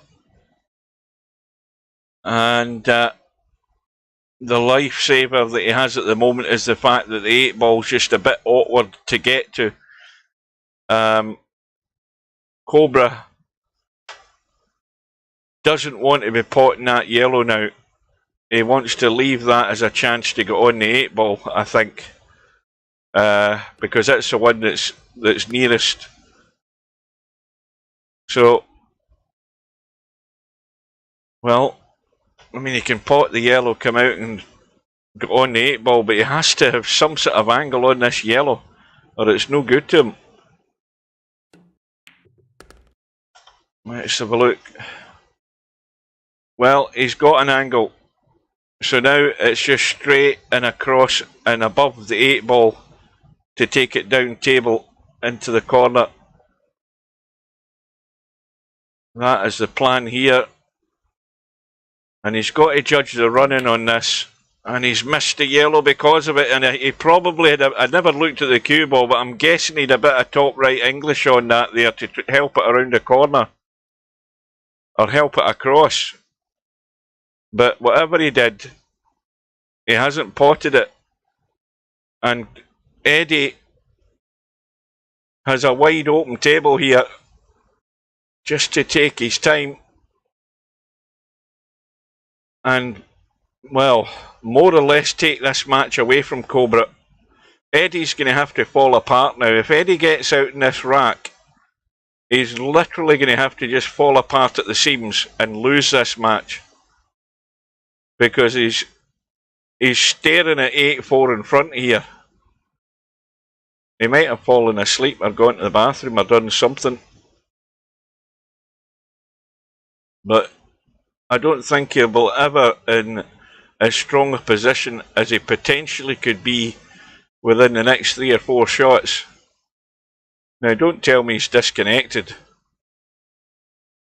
It's like one of these big long delays here before we realise that he's gone. And he's not got the best of connections, it has to be said. I think he lives out in the backwoods. Well, here we go, he is there. And maybe he thought that he wasn't coming back to the table this rack. Maybe he'd nipped away to get a drink, and he's probably surprised that he's come back and the table's sitting here for the taking.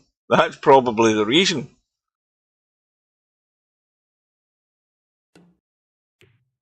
Watch the cue ball. Oh, disaster! Complete and utter disaster. Would you believe it? And Cobra now has got out of jail. Oh, now that could be... It could turn out to be a major turner of the match as well. And I think Cobra's done the same thing. I think Cobra's nipped away thinking that, right, I'm not coming back to the table in this rack, and suddenly he's not here now to play shot.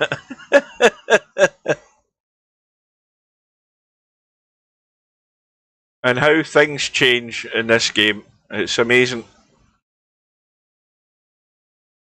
Cue ball, had the running, and just dinks into the corner. And Cobra with a free shot.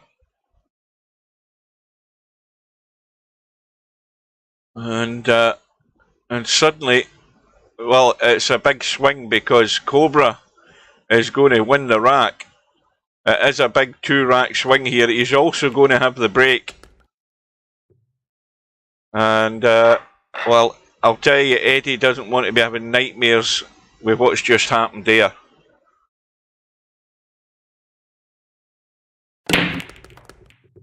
Because now, again, I'm pretty certain we haven't had a dry break in this match. Balls are flying in all the time. And, well, it's definitely going to be reds.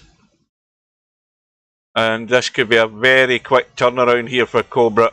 He was staring 8-4 in the face. And he could be 7-6 down in a minute. And this is going to hurt. Well, that happened just a minute ago. That could be the big turning point. It was a big turning point either way. I mean, Eddie had the table at his mercy for an 8-4 lead. And all of a sudden, Cobra's now got signs of life back in him big time here. And the mid-session interval with Mark Williams and Ding Junhui, 2 frames all.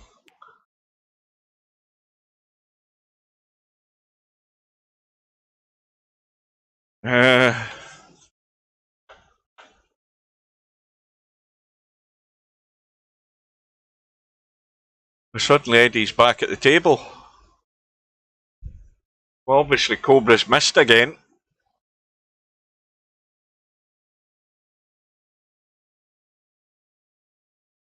Cobra has made the mistake again. I missed that because we're looking at the snooker there.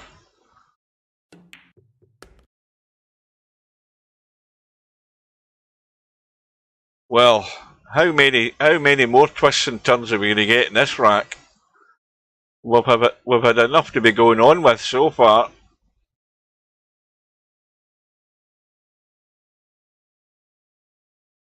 Well, I'm sure he would have liked to have been on one of these 2 yellows down the bottom of the table here as we look, because this one that he's playing up table, he's going to be coming out bumping towards the 8 ball in the red. And it also he's juicing it up with loads of English here.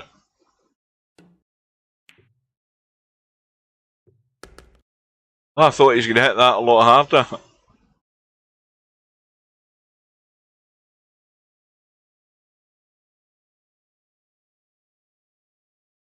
Now, I was looking to see if we could play that yellow and try and duck behind his own yellow, but that's not that's a bit very tricky. Oh, hang on. He might have come up with something better though.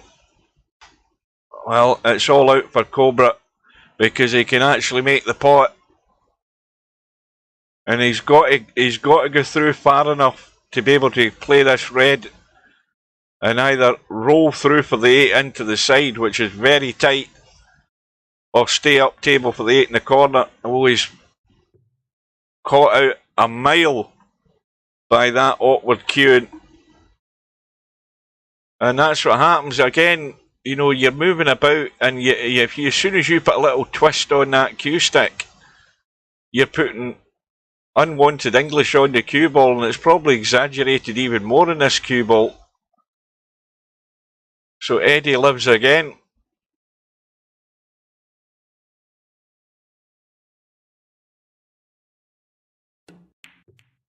And he's having to run it. In fact, if it wasn't for that brush off the yellow, he may have ended up scratching there, because that just deflected the line of the cue ball. Well, it's whatever happens, it's going to be hard work, because he can pot the yellow, he can bring the cue ball through. If he sticks himself to the rail, he's in trouble. In fact, he's come back the way. And now it's a big ask for Cobra.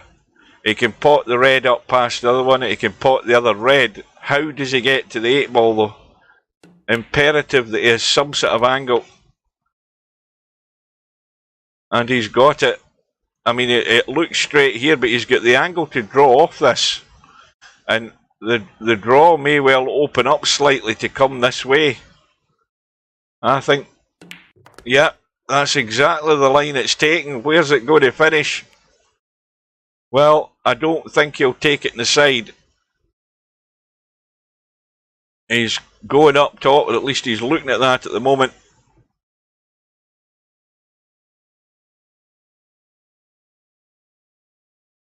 Oh no, he's going into the side. And now we've got a match on. In the space of 5 minutes, it was 8-4. And suddenly it's 7-6. Well, is Eddie going to hold his nerve? Well, that was almost going to be dry, but the yellow came out and get kicked by that one and get knocked back in. So, and this is a pretty good table. It puts even more pressure on Eddie because there's not a ball tied up here. There is not a ball in trouble here. And this really ramps the pressure up because he knows that as well, looking at the table. I mean, his first shot isn't going to be particularly comfortable. I know that. But I don't think he would have as good a choice as what he's got here now. So, I mean, that red will go up table. The yellow, oh, that's tight. It goes up into the other corner.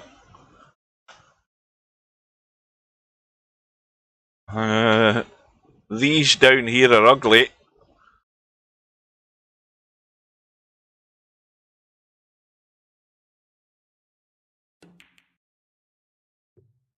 And Cobra's got to fancy it now. He's got to fancy this big time.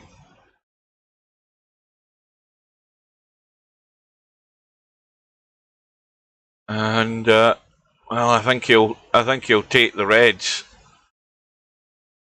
Simply because there's the yellow over the side rail. I mean, the one in the side rail can be got at. Well, he might be taking the yellows instead.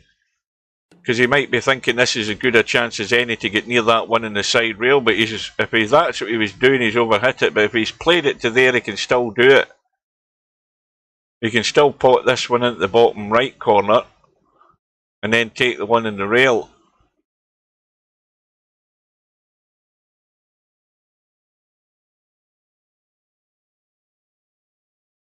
I'll tell you something though, I mean it's a good table, but you really have to be on top of this cue ball because there's so much traffic round and about and there's a gap here to get into. But you get something wrong here, you can be in trouble.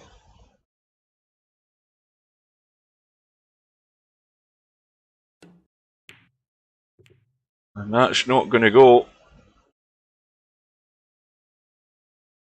Well, Eddie has got too much angle in this red, because I'm sure he would have liked to have potted it, and if he was going to be brave enough, he could have tried to get the red to follow the yellow.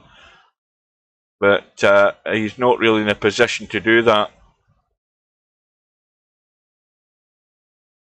Well, what's the predictions from this position, guys? Fast Eddie 7-6 up. He's on the reds.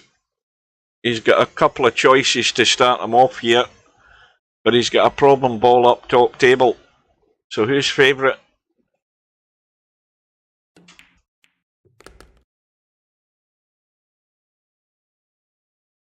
Well,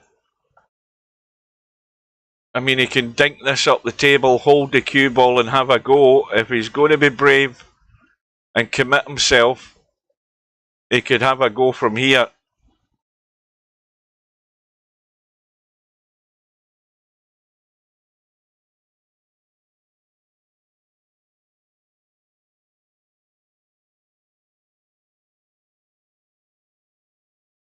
Got to get out past the yellow though. Well, he's done that. How's he sitting? Well, he has to play it. I don't think there's any point in hanging around trying to do anything else. He's got to play it. And if he pushes forward with the angle that he's got, he may well bump the yellow out of the way and still have a red into the side pocket. Doing that. I mean, you can see the shot that you want. You can see the end result you want. Whether that happens, a different thing altogether. But if this was me, I'd be going forward, getting that red to follow the yellow in, bumping the yellow, and hopefully leaving myself on that red into the side. And where he's sitting with the cue ball, why do anything else? I mean, you've got to take the initiative sometimes if you're trying to win the match. He's hit the 8 ball. That's a complete disaster. That is a complete failure. Oh dear. Well, he's blown a gasket there, as Steve would say. Or he's, that is a major error. And that's completely taking the pressure off Cobra for this rack. He's got a free shot. And he's got a simple little combo to play. He's just got to play it gentle enough so that the yellow stays in play. He's now gone slightly awkward. But he can still see the yellow. In fact, it'd be better to play the combo, wouldn't he? It'd be better just to cut that yellow onto the other one. Unless he's running over this side behind it. I don't like this. Because you've got, the cue ball's running. You've got to get this not only clean, but you've got to get the cue ball out. And anything can happen. So he's played the combo. But the yellow's leaked away. He didn't hit it right.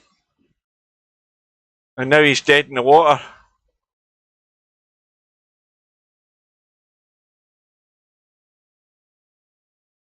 Big stun. And the cue ball's gone. And again, another twist. Unbelievable. And Eddie has been let off the hook big time. With a 7-6 lead, every ball is available and a free shot to start off with. How is he going to lose this rack? I need to have a drink because I'm beginning to get excited here. Suddenly I'm awake.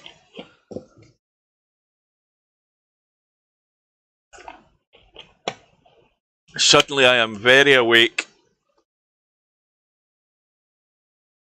Oh. He's a bit straight on this. And the other thing is, well, he's going to tweak the cue ball. He's just got to watch how he tweaks his cue ball here. He doesn't want to come anywhere near the 8 ball. He doesn't want to go anywhere near the 8 ball. Oh, tell you something. The commentator's eye nearly got him there. And of course the other problem is he doesn't want to take any of this yellow ball. He wants to get out of there clean. Well, he has taken it, but he should be fine. Well, this is a test of the nerves because it's a simple enough cut into the side.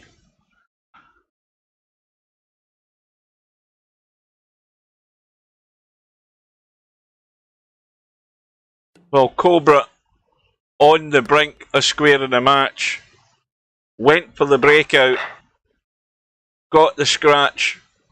And Eddie got himself out of jail.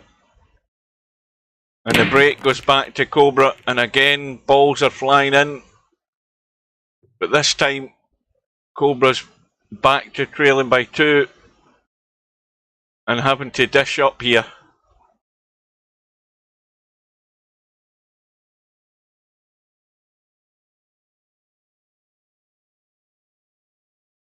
Well, committing to the reds, that tells me that this 8 ball can be got at.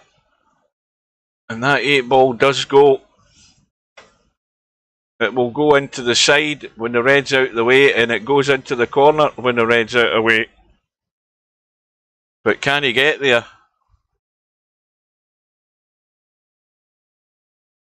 Well, this match is, what, let's say about an hour and 40 minutes? I don't know when they started, an hour and 50 minutes.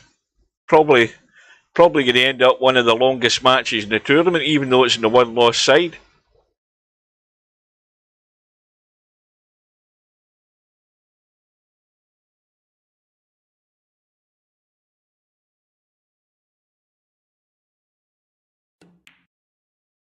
Well, don't ever look at this table and think it all looks easy. Because the clincher here straight away is what angle Cobra leaves himself. So he's got to tuck the one along the rail right now. And take the one that's up top left. And then of course, if he does that in that order, he must have an angle on the one in the short rail up top right. Because that's the only way he's going to come back towards us for that 8 ball into the top left. So, all it is a little dink. He can come well up the table.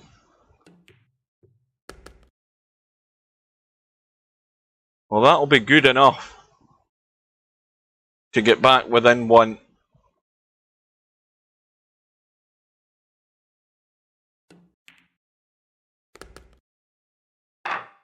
But the break goes back to Eddie. Must come up with a ball.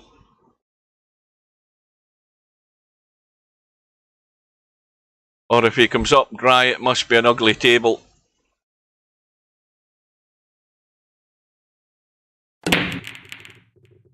Cue ball nearly went, but he's got a ball. And it isn't an ugly table, I'll tell you that. It is not too bad. But these kind of racks, you've got to find your way out at this stage. So if he goes far enough along, he needs to get the cue ball running. He needs to make sure he gets out for that yellow into the side. Got to be going far enough. And the angles allowed him to do it. Now he's got to watch how much pace he puts in this if he's going to bump it into the side to hold for the other yellow. In fact, he didn't risk it. Well, he has got to be committed now, because if he isn't there, he can still cut that and then come across. Now that might be actually not bad as a two-way shot, cutting that one first and coming into this area. You see what I mean? Because this shot here means well, that's a disaster again. I think the commentator's eye was a better idea, because he was trying to get a good angle to come off this yellow to get out for that one. Whereas if he'd done it my way, he could have played a two-way shot, cut the yellow, get the cue ball into this area here. If he goes far enough, he's on that one. If he falls short, he's on the one that was there. And he still gave himself a chance. But as it is, he's made his choice and he's got himself boxed in big time. And not only that, he hasn't hit his own ball. And Cobra has a free shot to pinch this break off past Eddie and be breaking in the next rack with a chance to go into the lead 9-8. He's still to get the job done here though, but that's where we are at. And Cobra probably couldn't have believed that when he was potentially 8-4 down.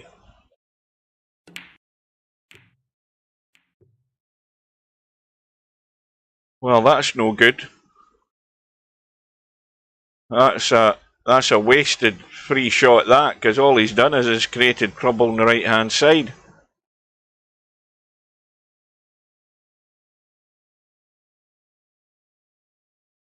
And the pot that he does have, there's two pots on and both of them are awkward. Well, that's taking care of the problem immediately.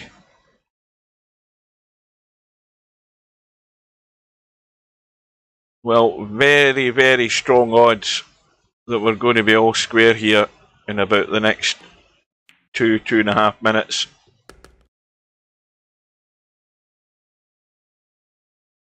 Stubbs finally got bored and left.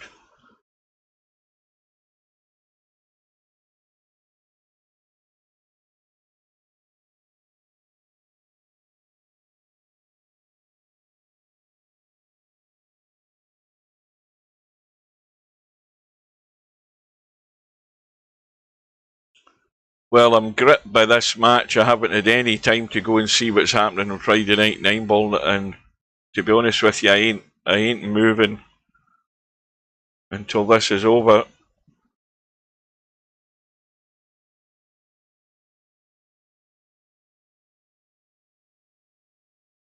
Well, Cobra's doing a fair bit of thinking. Is he overthinking it, do you think? I mean, what's wrong with stunning that in and holding for that one, or taking that one, dinking in and holding for that one? Straightforward choice either way. I think Cobra's desperate not to mess this up, and when you get that in that position, that's when you're maybe more vulnerable to do something daft. Very fine line with success and failure when you've got things playing in your mind and you're thinking, I'm back to 8-7, I've got a great chance to be 8 each here, I don't want to make a mess of it. And suddenly you roll the cue ball onto an object ball and you're locked up.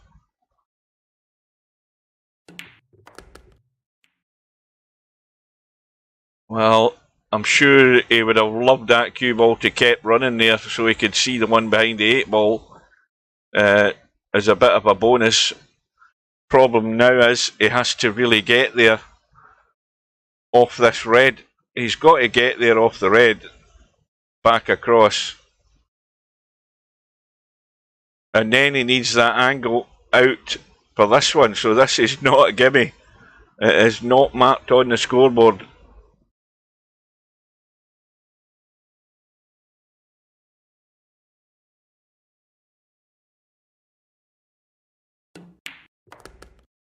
Needs the angle, and he's got it.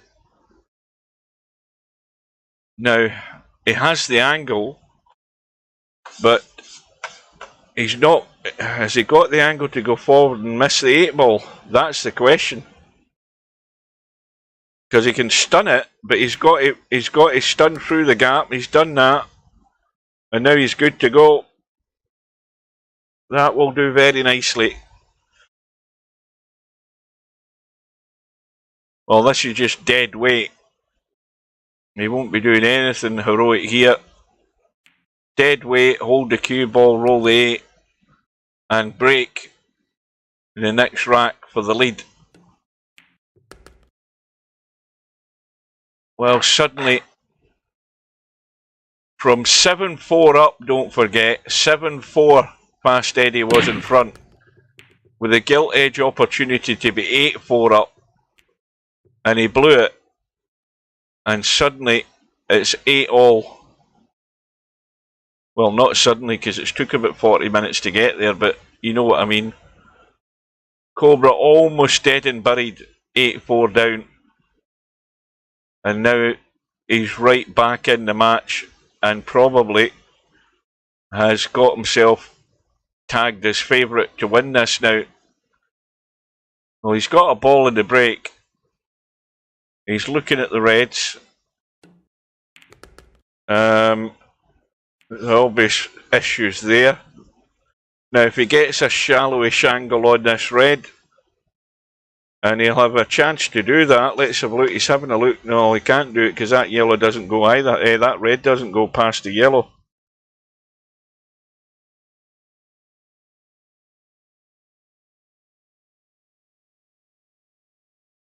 So the match very much in the balance. Now who's going to hold the nerve? Who's got the bottle? Well, we know Cobra's got the bottle for it.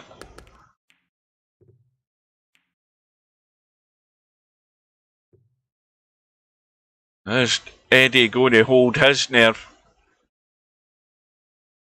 Because he's going to get a shot at the table at some point. And when he does get to the table, if and when that happens, he's going to have a big problem to deal with.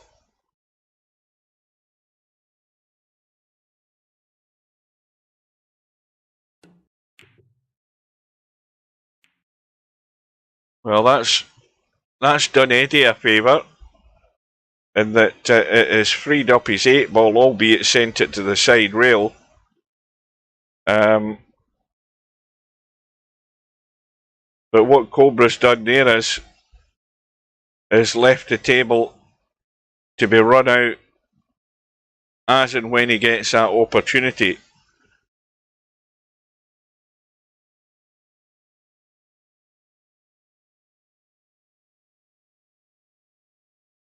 Eddie's always miscued, and another disaster.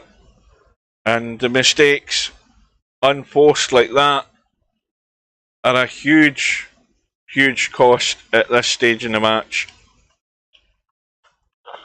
And Cobra again with a free shot and a table that he's simply going to run out. I can't see where he's going to fail here. The question, though, again, well, he's missed the pot. The question I would be asking is, would it not have been better to take that red there and that red, or is he having to get good on this red so that he can then play the red? I don't know. I mean, whatever way he goes, he should be out.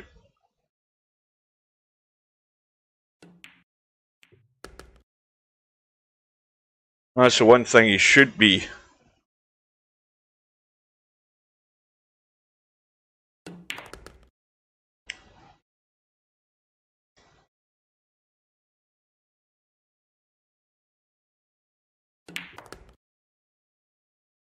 Well, don't hook yourself in the jaws of the pocket here is the order of the day. Just dink it in.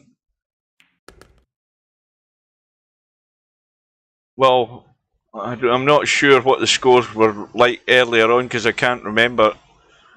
But what I do know is that Cobra's in front for the first time, if any, but certainly in a long time.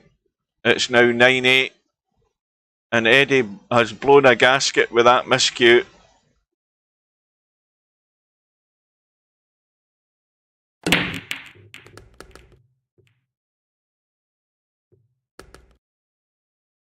And again, Cobra, well, I'll tell you something, the one thing that would have been interesting to look at would be the stats for this match, but of course we can't, because it's not in the tournament, you know, in the tournament bracket, but the stats for the break must be bloody amazing in terms of balls potted. Cobra's Cobra's percentage of balls in the break must be like 2.5. It must be about there or thereabouts. So Fast Eddie, sorry, that's not Cobra, it was Fast Eddie that broke. But he's been breaking well all night as well. I mean, it's probably one of the best matches in terms of breaking off and getting balls. Okay, there's always been problems. But,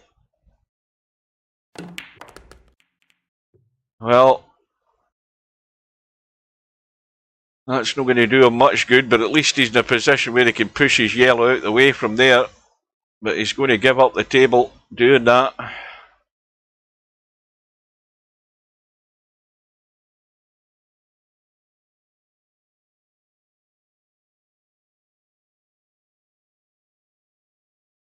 Mark Williams is on. Mark Williams is going to take the lead. I don't know whether it's a break of 86. It looks like it. He's going to be 3-2 up in the first frame after the mid-session interval against Ding Junhui. Well, Eddie's doing a lot of thinking again. Is he trying to make some sort of combo? Well, I think that idea was good, but maybe not necessarily at that pace. I think what he really wanted to do was control the pocket, or at least force Cobra into having to try and get that red to follow the yellow in it. He got it over the pocket. Having said that, though, Cobra's going to go half ball right side and try and tuck in there.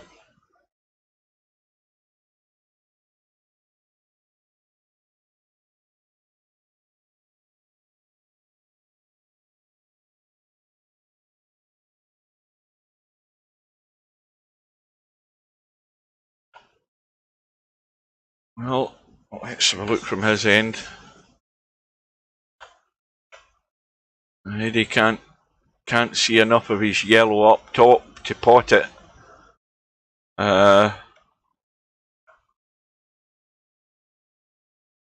think that yellow that he's actually looking at might squeeze past. It'd have to be dead on line. It might squeeze past up top. There's just room. He's trying to play the combo in a way. And he's, again, Cobra will play probably a similar shot here. He's unlikely to hook Eddie on the yellow, but he's going to try and tuck the cue ball away.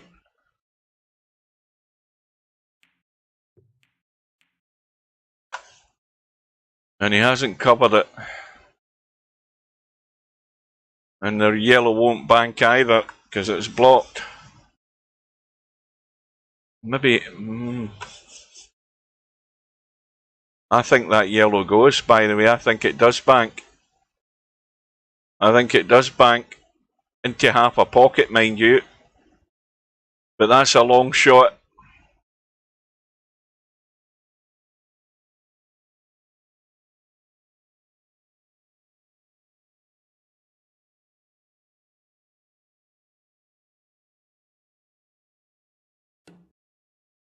Oh, he's missed the yellow, and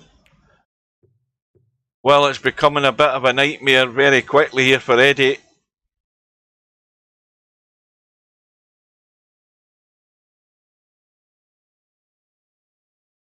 Because the mistakes are all coming from him at the moment, and exactly the wrong time you want to be making these unforced errors. And Cobra now.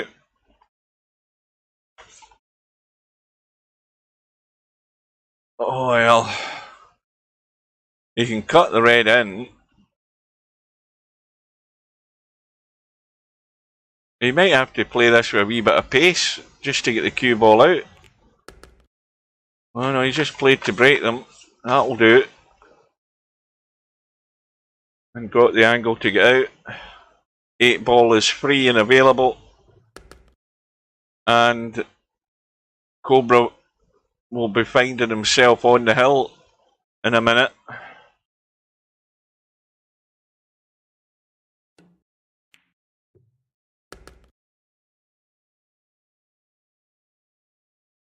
Well, I said when Eddie was 7-3 up and about to go 8,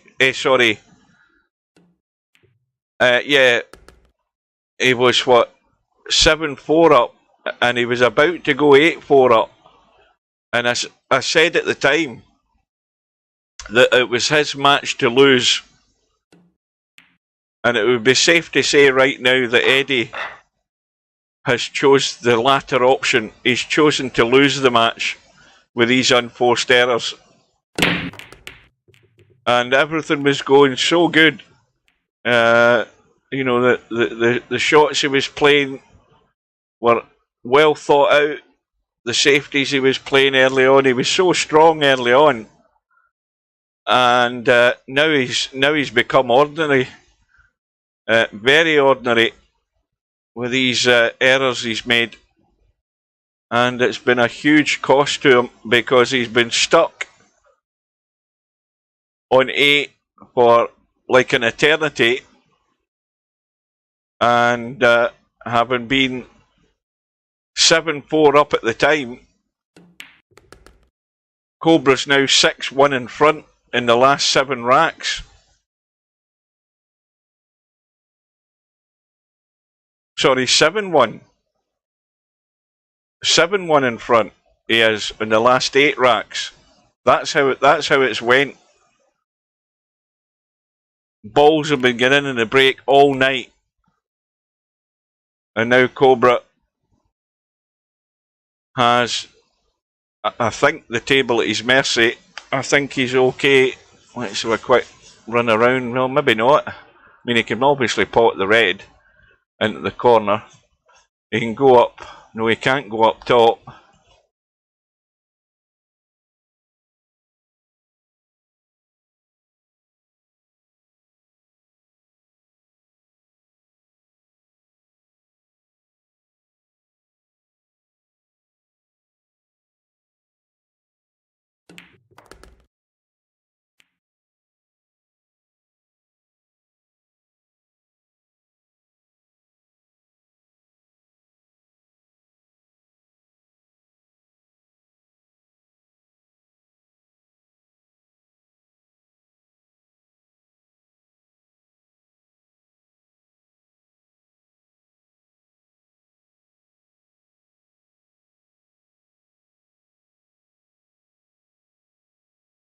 Well,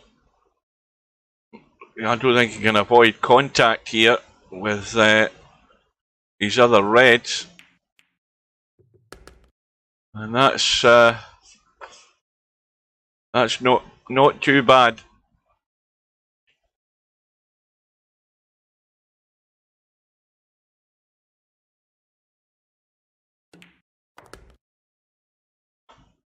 Now he's just got to. Well, if he comes across and bumps the yellow, he's still going to be able to cut the red anyway. But ideally, he wants to miss it. And he's spun well away from it to make sure he didn't go that way and go straight across. Now this is testy simply because, again, there's traffic in the way in the line that the cue ball wants to go. If you're just going to bump it in. I mean, I don't know whether he's going to. Well, he is going to risk spinning it around a bit here with the right English on it.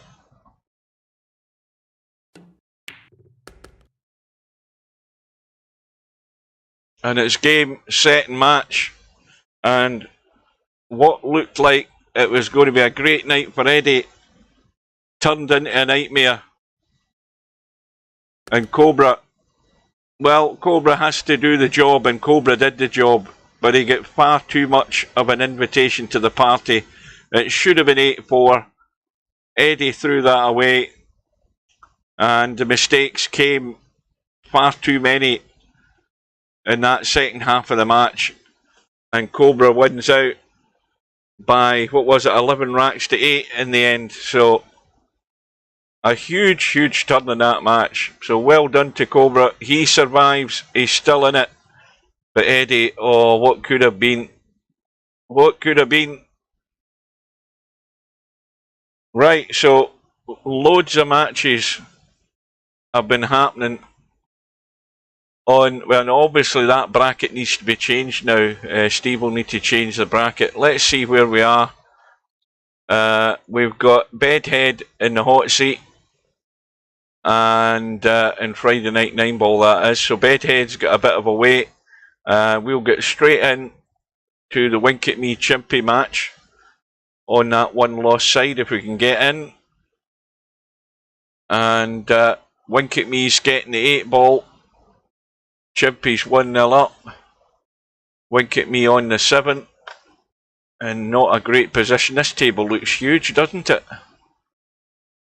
It looks enormous compared to the pub table.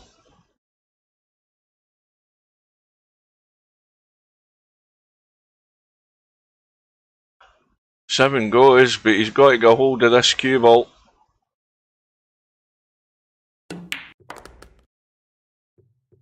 Oh, needs to keep going. Well, he's got the Bedhead cut, or he's got a pretty good bank on this 8 ball.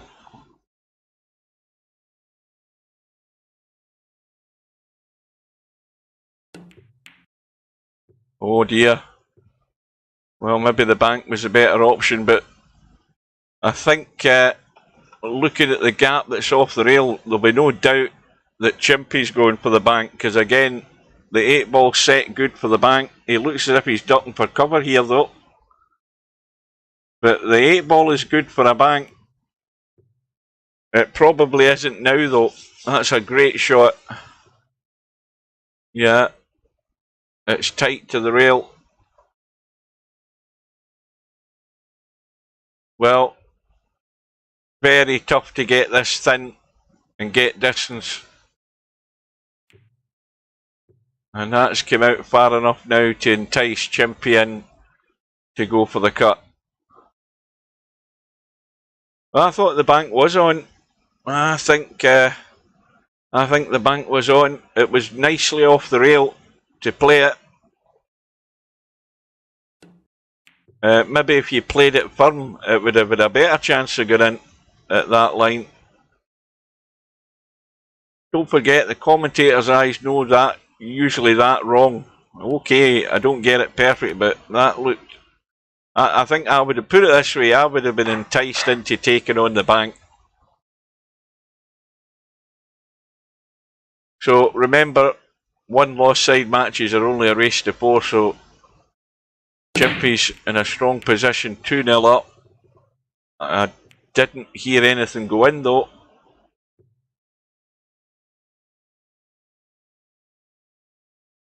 Dry break.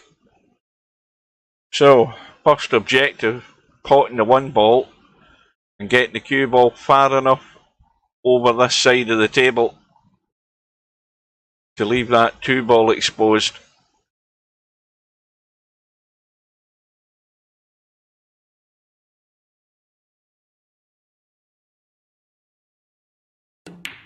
Watch the side pocket though, commentator's eye.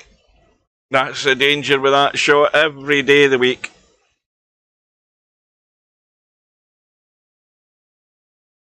Oh, did you see my little tutorial video that I did, Slim?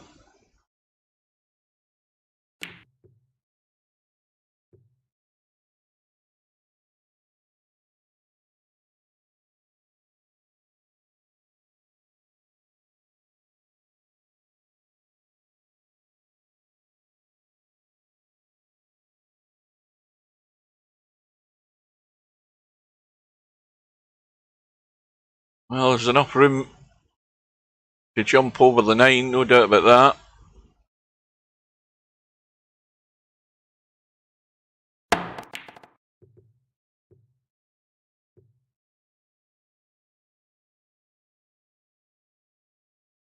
And,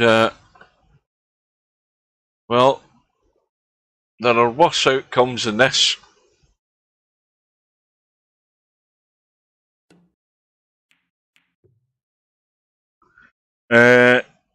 Ding Junhui is going to square the match up here with Mark Williams. It's going to be 3 frames apiece.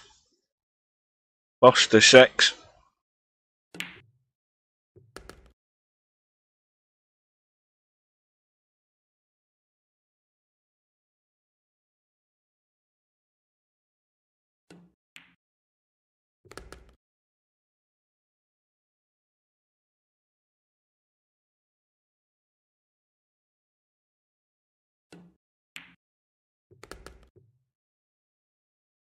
Well, wink at me.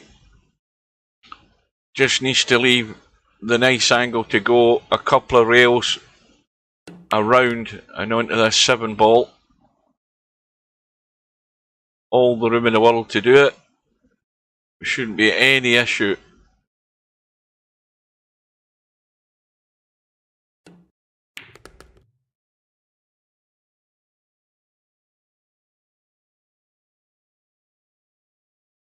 Dead weight roll in. But he wants to get off the short rail here at the bottom.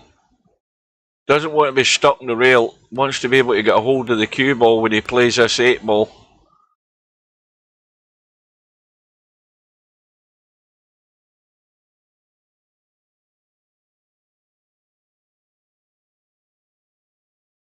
Looks as if he's... Is he trying to run it again, is he? Aye, looks as if he's trying to run this again. Is he putting a bit of left on it? Try to run a couple of rails and come around again. Yeah, that'll do it.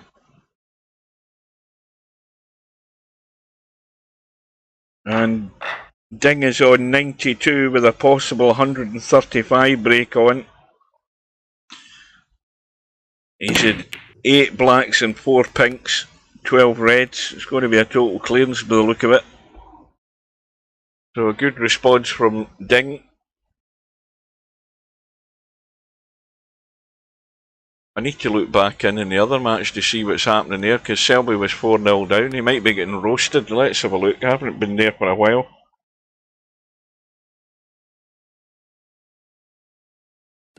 See if Selby's come to life. Well, at least they're still playing, but Judd Trump is 5-1 up. They've just started frame number 7. But it's a long way back for Selby if he's going to get out of that.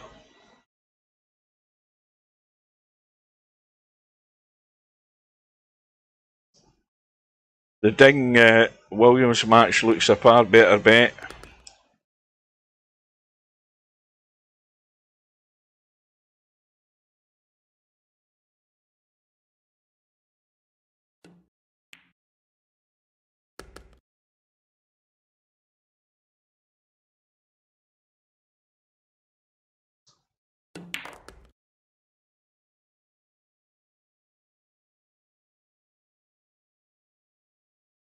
So wink at me. Well, should be back in level terms. Well, he is back in level terms because he's getting the 8 ball. I forgot with the handicap.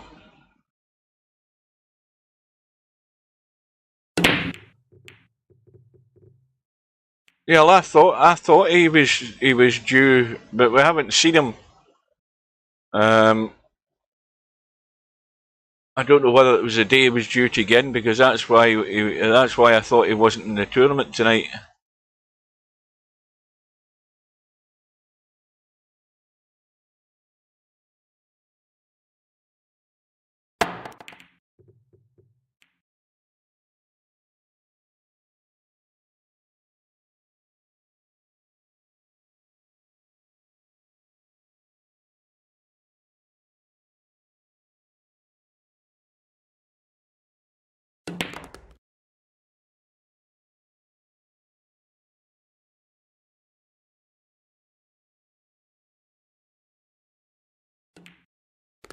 Well, wink at me's on a little mini roll here from 2-0 down. He's back all square, and he's got a table that, as usual, is crying to be run out. Now, the angle he's got in the 4 is a bit too much. So, if he comes across and he bumps the 7 or the 6, then he should still be good. Or if he does that and goes through the gap, that's even better.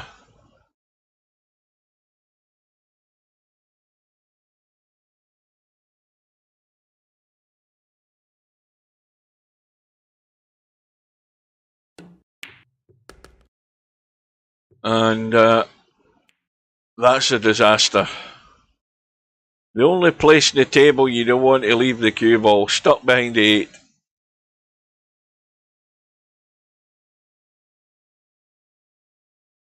So Wink at Me's comeback might be short-lived unless he thinks he can jump over the edge of this 8-ball.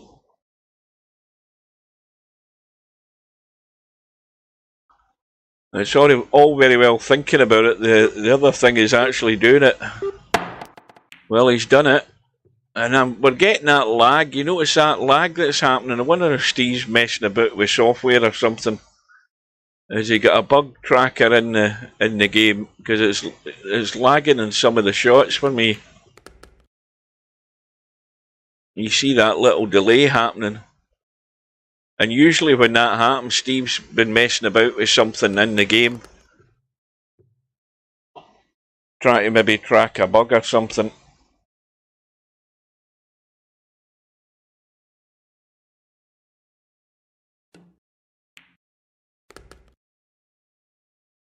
So Chimpy will be breaking for the match.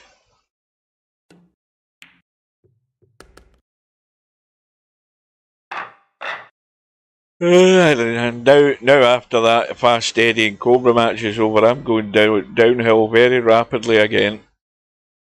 The break is dry.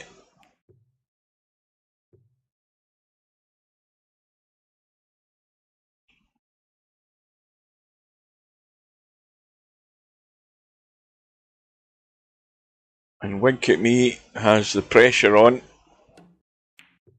Wide open table. Got to be out.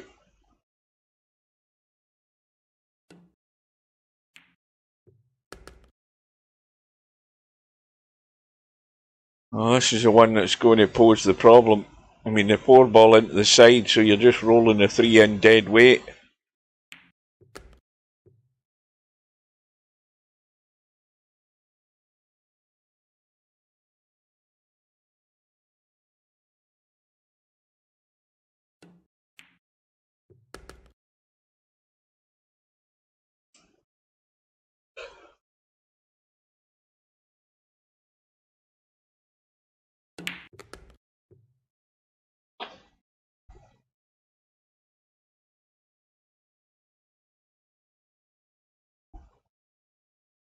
Well, Ding cleared up to tie that match up with Mark Williams, but Ding's missed a red and Mark Williams is straight in here. Potted the red, he's on the black, and he's got 3 other reds to choose from to get him started.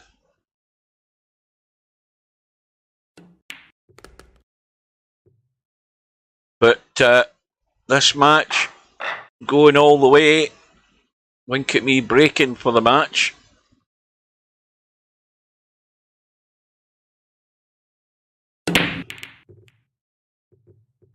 And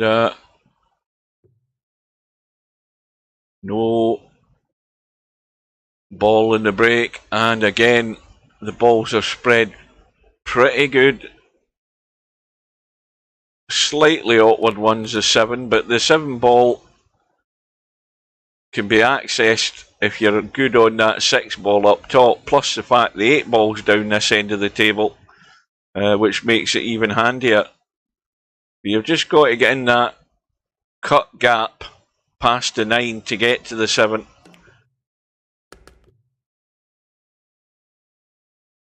Cue ball's going to stay in the table, just. And he's not,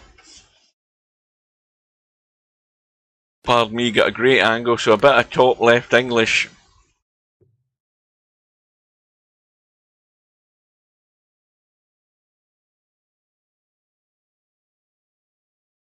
Well, again, it wouldn't do a great deal of harm if he just managed to come up and brush past that 8 ball or bump it. Because really all he wants to do is to roll the 5 in, get that angle in the 6 so that he can come out and play this cut in the 7.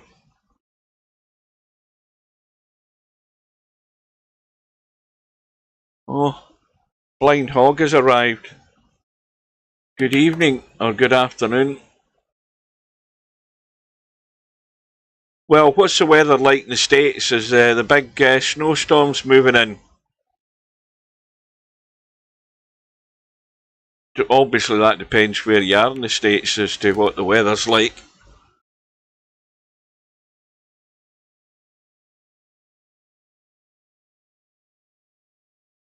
Oh, good evening to VL, my brand new coup partner. He has been initiated in the art of cowboy, and he's come into the corral with all the other cowpokes. There you go, Blind Hog. We've got another cowboy fan in the building. We're ever looking for doubles in the morning. Well, Chimpy gets over the line. 4 racks to 3. Right, where are we? We still got a semi-final to get played. Yeah, we do. Bankster's there, the danger man with a handicap. So that room will be going up in a minute.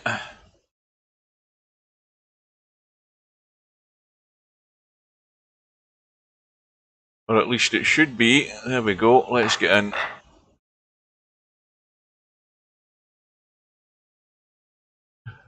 Who's even cooing anymore? Well, we were cooing the other day on my day off. We had who the hell did we have again? We had Linus and VP Monster / Ted, as he's known on Discord, and we had Vertical Liquid who came into the room, and so he went through a basic training in cowboy, and then we added him into a match where he got matched up with the Tactical Genius as his partner, and so Vertical Liquid hasn't experienced defeat in cowboy because we won our match against BP Monster and Linus. Need I say any more?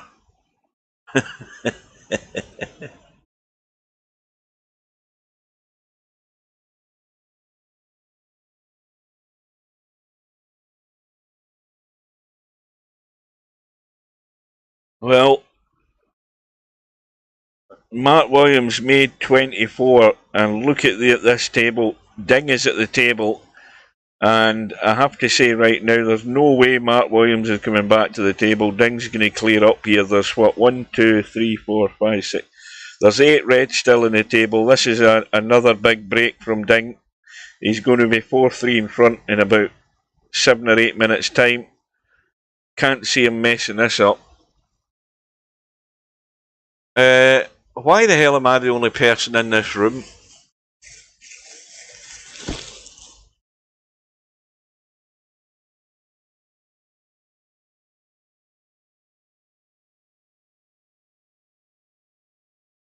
Maybe I better get out of the room in case they can't get in. Oh no, Bankster's in.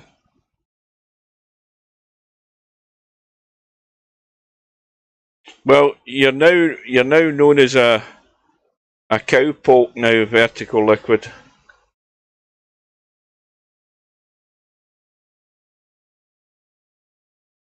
Brokeback Mountain and all of that stuff.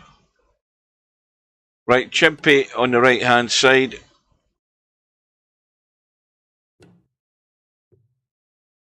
And Chimpy's going to win the lag. And Bankster getting the 6 ball again. That's a big bonus for Bankster getting the 6 ball.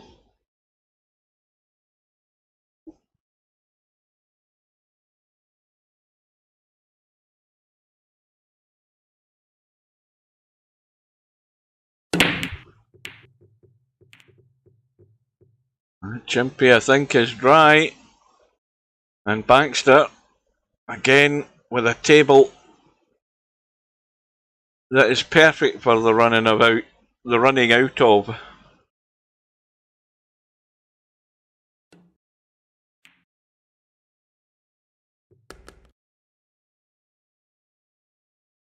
Yes, just one thing to take note of, VL, if ever you want to play Cowboy at that time of night, usually Casino Jim will be on. More often than not, VP Monster will be on. I won't be on until it's my days off. So the only times you'll see me on at that time of night, US time, is if it's a Wednesday morning or a Thursday morning, because that's my days off. That's the only time I'm in the VP4 lobby at that time of day, which is like 6 AM my time, and it's quite late for you guys in the States.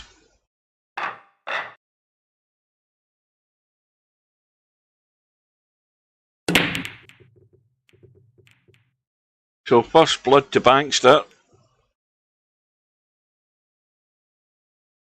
But he too has come up dry. Although Chimpy's not been quite as fortunate and been left a shot.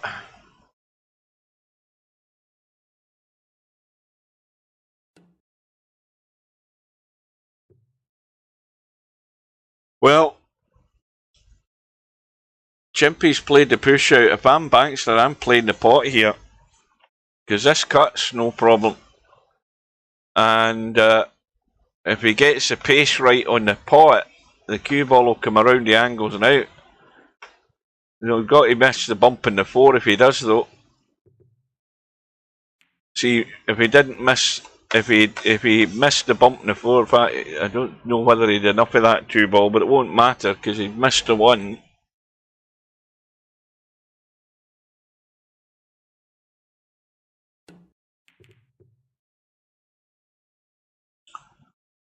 Oh, hang on a minute. Oh, no, there's Crosty. The reason he's not playing is because he's gratis. He was online the other night there, or whenever it was. I think he was online, and he's gratis. He hasn't paid to upgrade his account,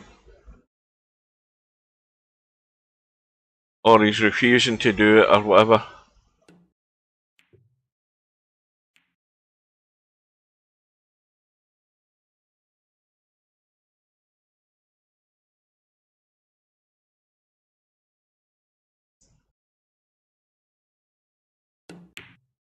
Well, the combo in the 1 and the 2 was fairly straightforward.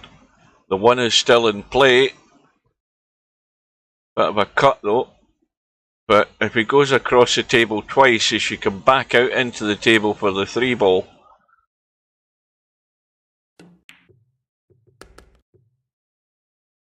Oh, he's just overhit that by quite a bit.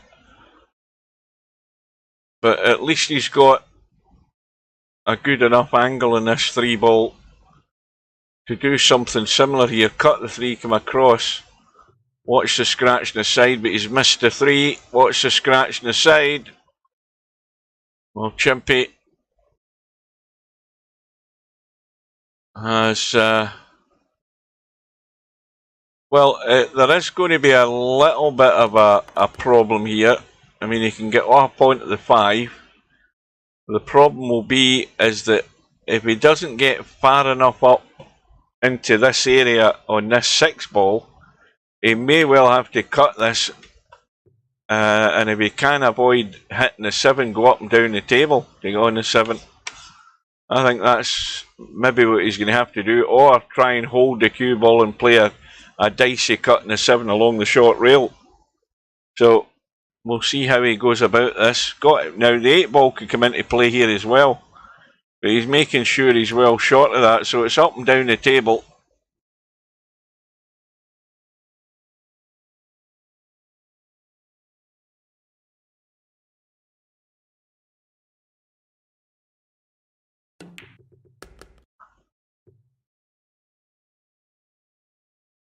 Got to stay in the gap. Oh, and he hasn't.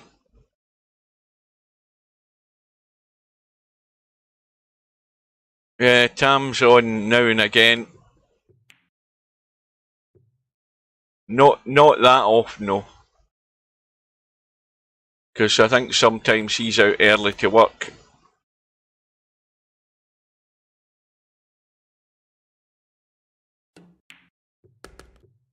So Bankster going to be 2-0 up here.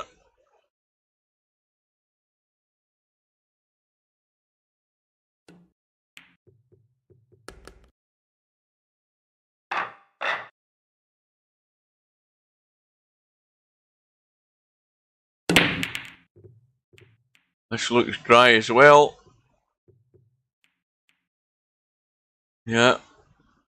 Again.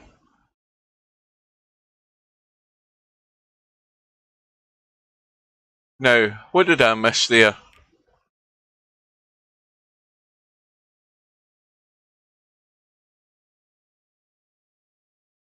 Did he play the push out there?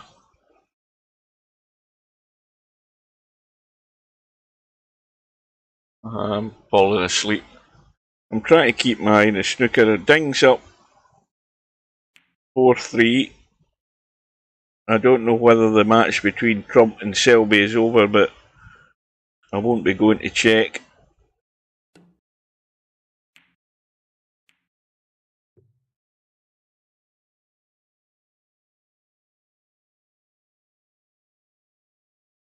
Well, the yellow ball's a big target to hit, especially if you go a couple of rails. And the end result was pretty good. Kicked it from behind, and Chimpy is going to have to rely on a jump stick to get out of jail. Still hitting forward slash there, Blind Hog. You're not in the game room. You're on YouTube. Force a habit.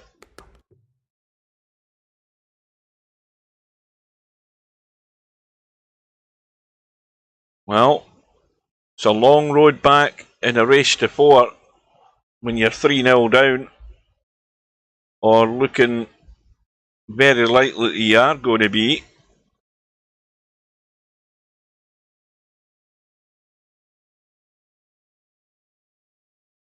Big VP4 draw escape. What's happened to Bankster? Is he fallen asleep? Oh no, he's suddenly come to life again.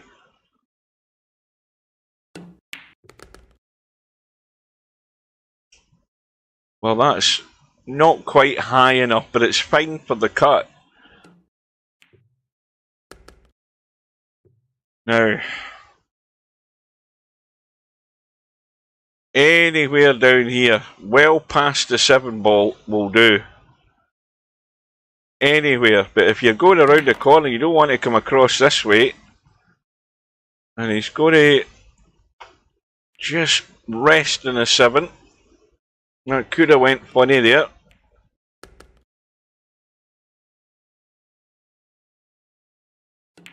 But 6 ball is the money ball, and it's 3-0.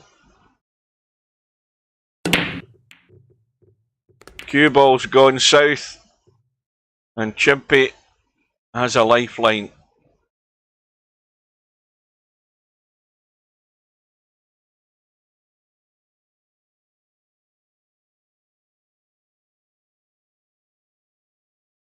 Two into the side, roll up for the 4 into the top right. Leave an angle in the 4 so you can come back down for the 5. This is just a simple join the dots puzzle.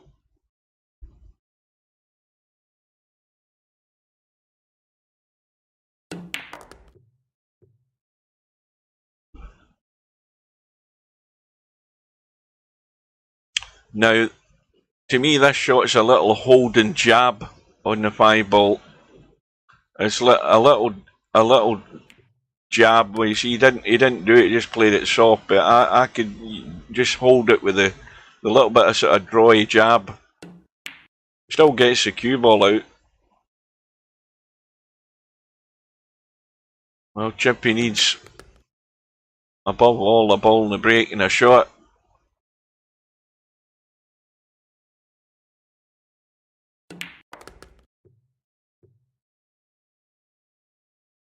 Well, tonight's Friday night 9-ball certainly will go past the 3.5 hour mark. I'm fully expecting that because we're almost 10 minutes to 10 here.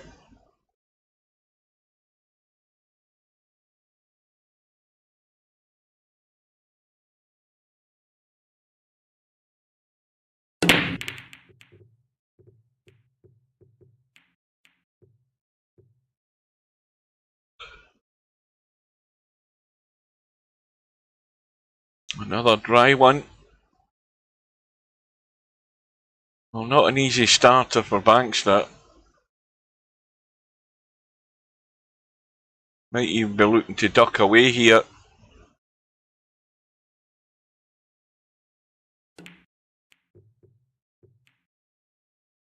Oh, I think he went full-blooded for the pot.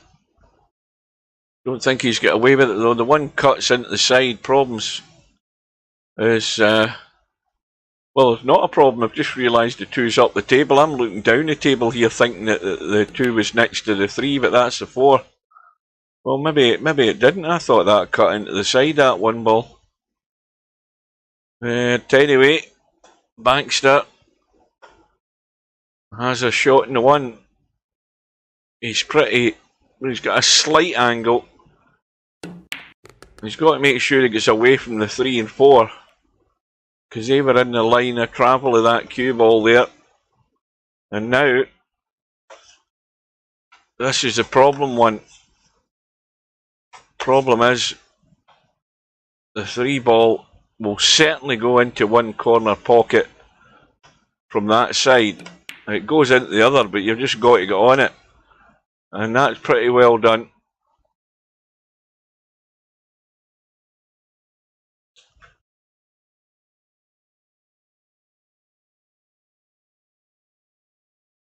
Okay, thanks for joining us.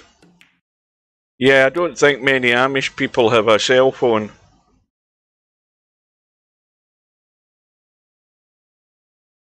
Unless they write something like that into their own constitution or whatever it is.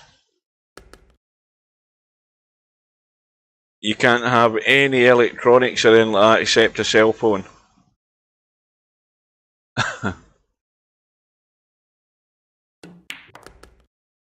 Well, Bankster, with this 6 ball, will be through to the final. I don't know whether it's going to be a revenge match or anything like that, but it's a 4-1 win to the danger man with a handicap, Bankster. And I think Chimpy still come out with a profit though. Right, so let's have a look. Who sent Bankster to the 1-loss side? It was Bedhead, so it is going to be a revenge match. And Bedhead won the first match 7-4, so Bedhead take 2 against Bankster. Room is up, let's get in, let's not hang about, let's get on with it. I want to get to bed. I won't even see the end of the snooker tonight either, but Ding's in a break of 32, but it's probably in the break.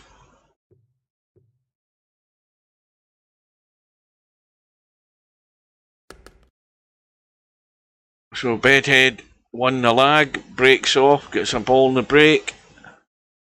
3 ball has gone. Well, he can certainly put Bankster in trouble if he wants to. He can bring that cue ball back over towards the 8 and 9. Or he can stop it stone dead and leave him... well, again, it's quite a big target, the 1 ball. And there is a line off either side of the table. Whichever way you go, you can certainly get a line to hit the 1 ball. And the only problem with hitting it at the back of it is that, where you scratch off the back end of the 1 ball.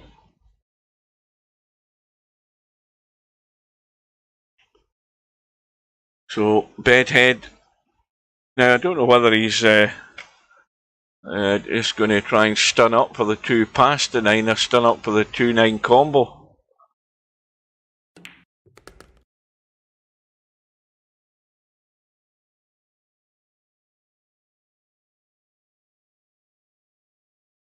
Oh dear. Big yawns.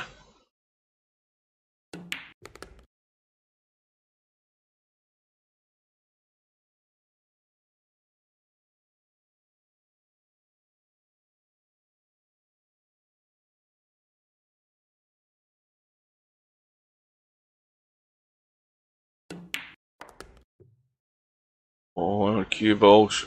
Just gonna miss the bump.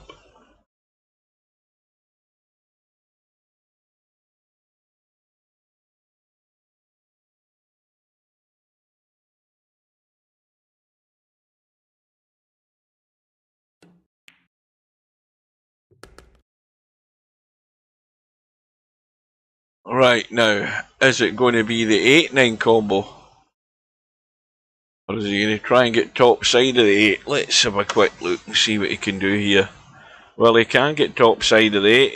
He can stun down or spin it across, whichever way he's comfortable with. And that will do very nicely.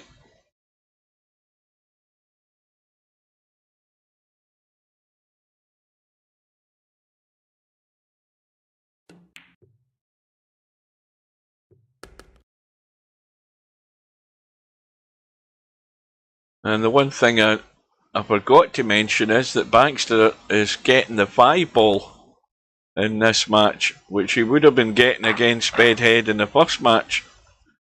So clearly Bedhead's on form tonight. If you're giving Baxter the 5 ball and you're beating him 7-4 or whatever it was, then clearly you're not giving Baxter all that many opportunities.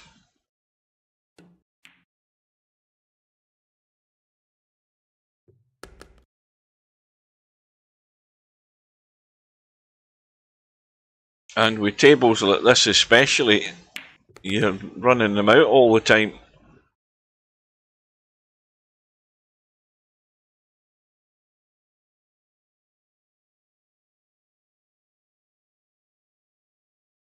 I had a crazy thing happen this morning, by the way.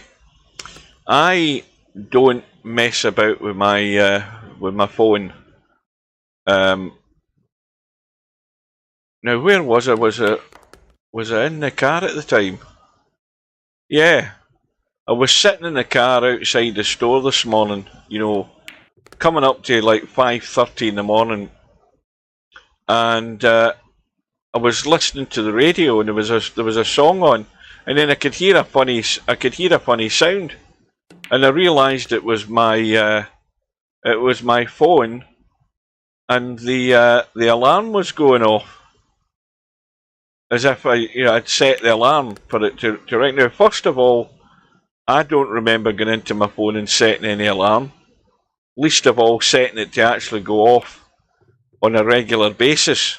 So I hit the button to stop it ringing, and then the next thing it went off again. It was going off every 10 minutes. So I don't know how the hell that happened. Explain that one to me.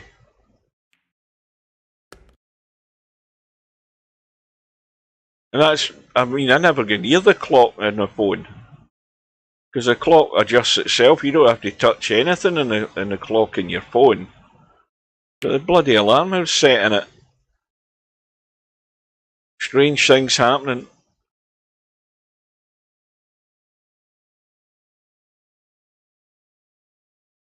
So Bedhead into an early lead, 2 racks to 0, giving away the 5 ball to Bankster. And the reverse bank the 1, absolutely plumb dead centre.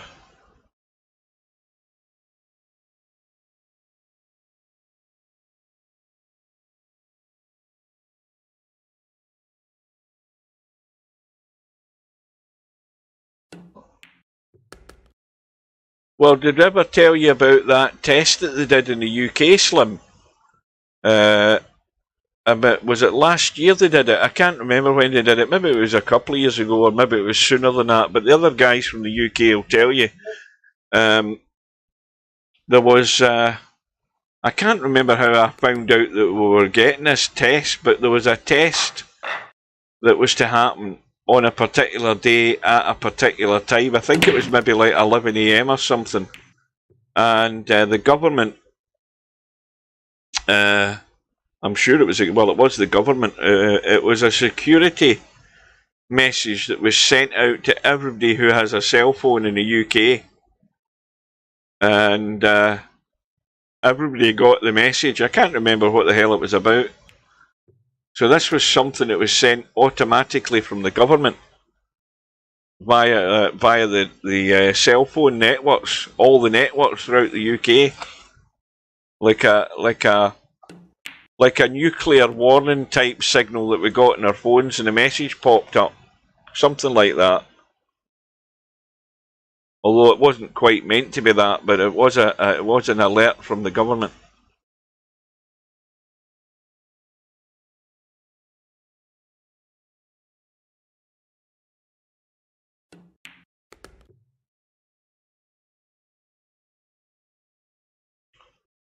It just shows you what they can do.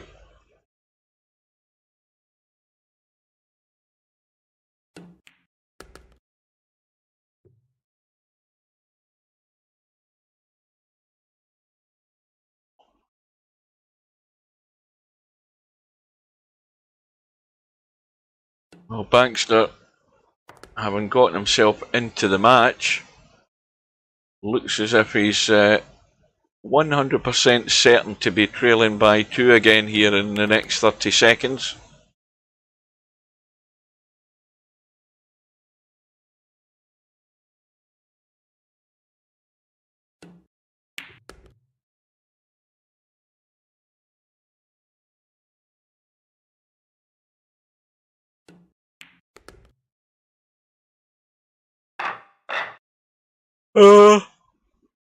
Oh dear, good evening to Paul. I'm barely awake as usual at this time.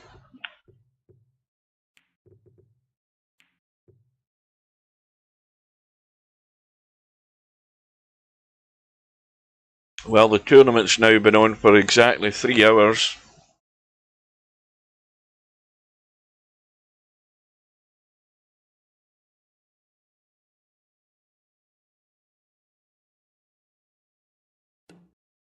Now suddenly we're down to 1 on Twitch again. Everybody gone to bed?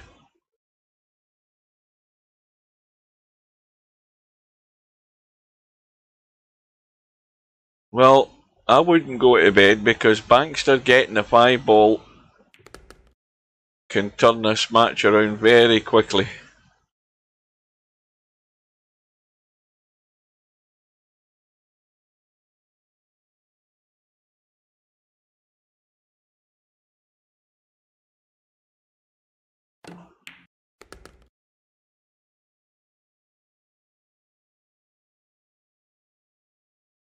Well, does he try and stun into the 8-ball here? Or does he try and check the cue ball? Yeah, he's hit the 8. 5 cuts into the side, and it also goes up top. I think you can roll the 5 in up top without scratching. I don't see any danger with that because the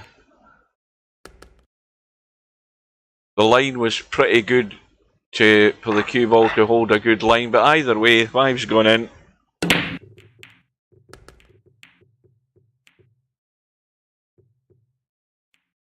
But one thing's for certain, that Bankster's got a ball in the break, but he certainly ain't potting anything from there.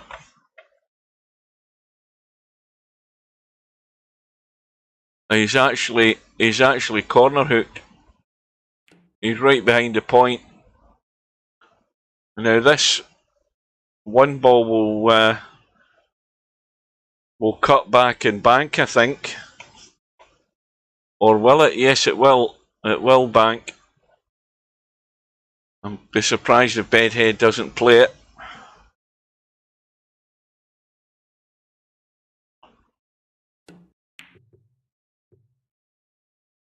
It went to the short rail way too soon, but maybe he was ducking for cover. But has he got it? Let's have a look. No, he hasn't. There's just enough of an edge there. But the bump in the 7-ball has killed Bankster's prospects in this rack.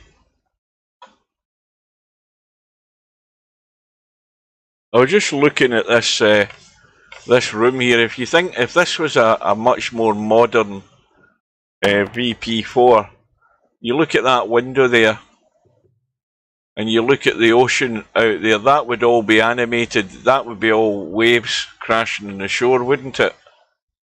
If it was a much higher spec game compared to what it is. And those palm trees, that palm tree would be waving in the breeze, wouldn't it? What the hell's that thing down in the beach? Oh, that's parasols, isn't it? Not that there's any human beings on the beach to shelter under them from the sun. Yeah, you would see condoms floating in the tide line, so you would, and turds. Yeah, that's what Steve wants to think about. He wants to make the game more realistic. Yeah, couple of topless chicks lying on the beach there. That'd be worthwhile playing in this room even more, wouldn't it? Maybe a couple of them parading about the deck out there. I've never really looked around this room a great deal, but yeah, if it was a much higher spec game, you'd have animated trees, you'd have the ocean crashing outside there, so you would need to have a word with Steve about that. Immigrants and boats.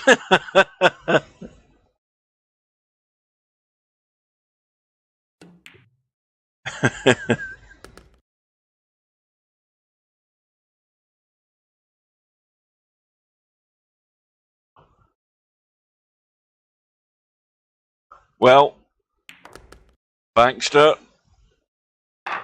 ties the match up, 3 apiece.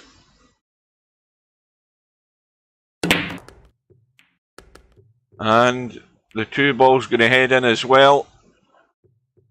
Well, all he has to pot is the 4 and the 5, and suddenly he's in the lead from 3-1 down. I told you guys, that's why these guys shouldn't bail out and give up, thinking that there isn't going to be a final to watch. Anything can happen.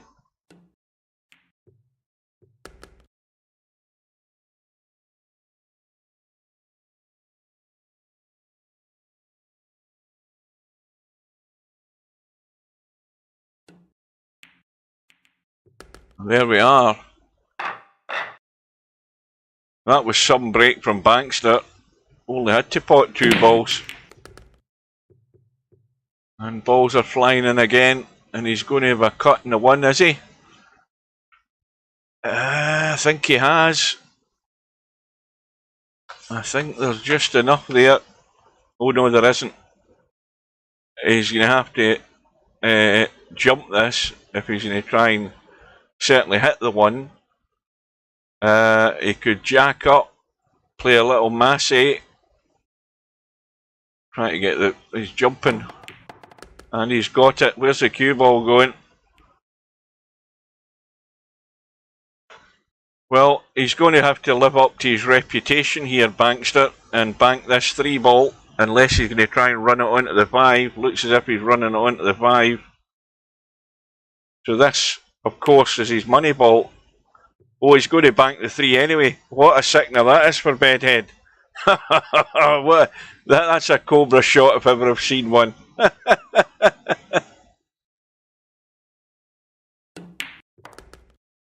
Oh, he needs to bump this right, and he's good. And now it's a 5-3 lead.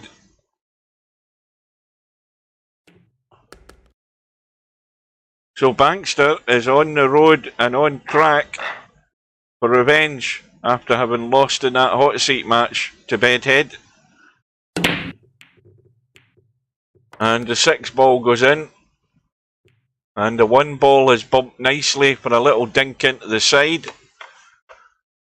Well, maybe more than a little dink, because you've got to make sure you can see the 2.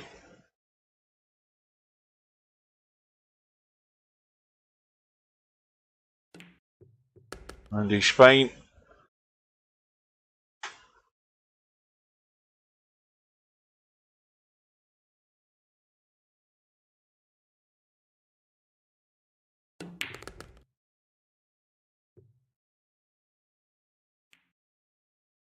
Well, he's got the sort of 50-yard line shot in the 3 ball.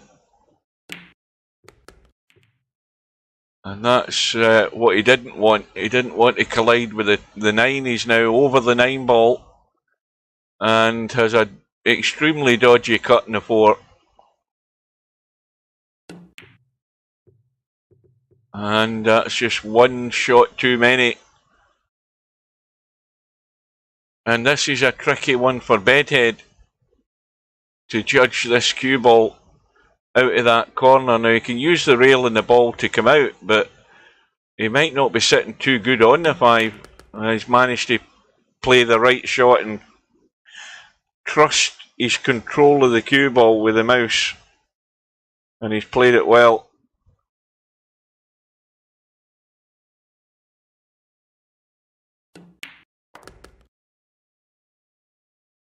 Yeah, but Bankster making sure he keeps his rating at a level where he's getting a decent enough handicap.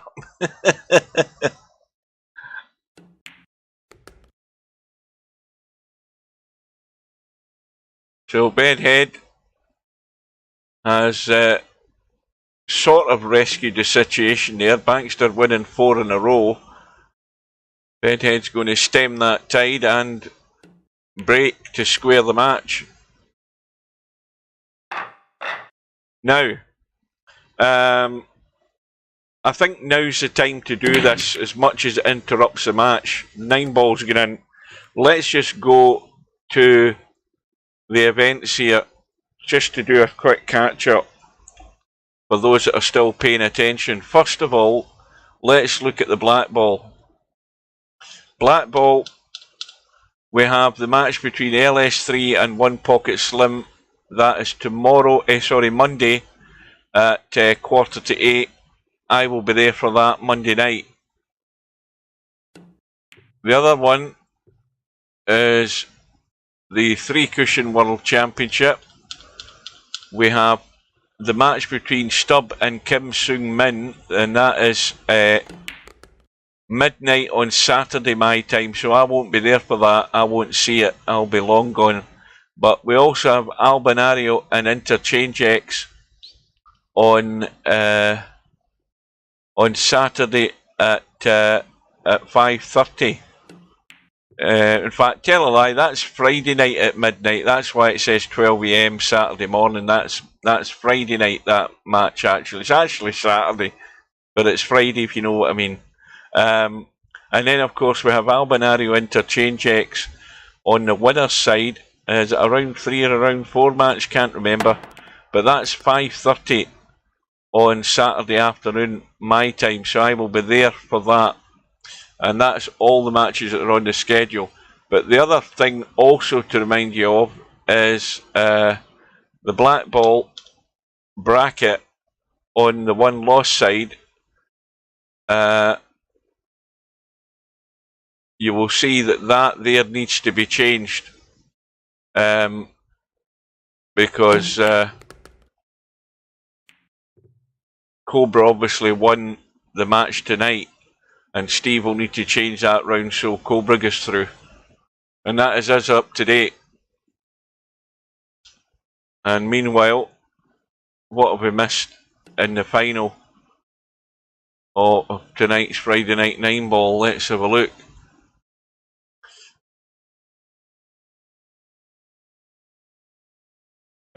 What happened is that the 2 of them failed to make the deadline for the match in the first place. That's what happened. But they both agreed to get it played, and it was played earlier tonight. And well, you saw the result, didn't you, Slim? Was you in at the time? It's a nightmare for Fast Eddie. Put it that way. Go and watch this. Go and watch the beginning of this stream when you've got time, and you'll see what nightmare unfurled for Fast Eddie. I'll say no more.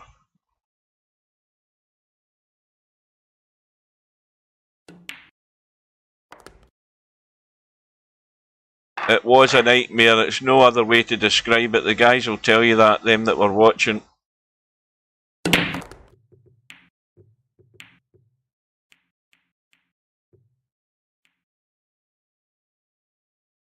Well, Bankster has defended. There's that pattern, by the way.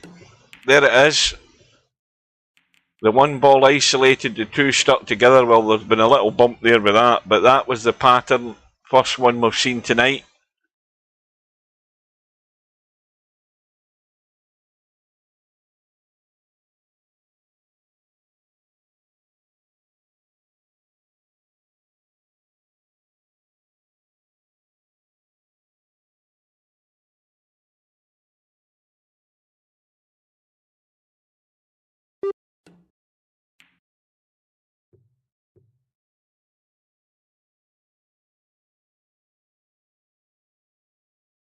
You're talking about that pattern. Steve's seen it.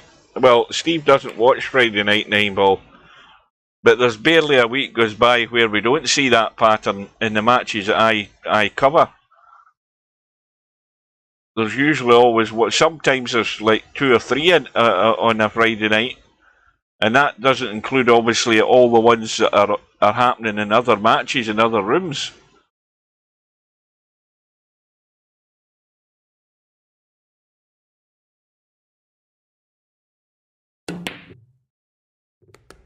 And this time, Bedhead shows Bankster how to do it. And Bankster's going to be in trouble here. If this 2 doesn't pop, Bankster's going to be nailed to the 9.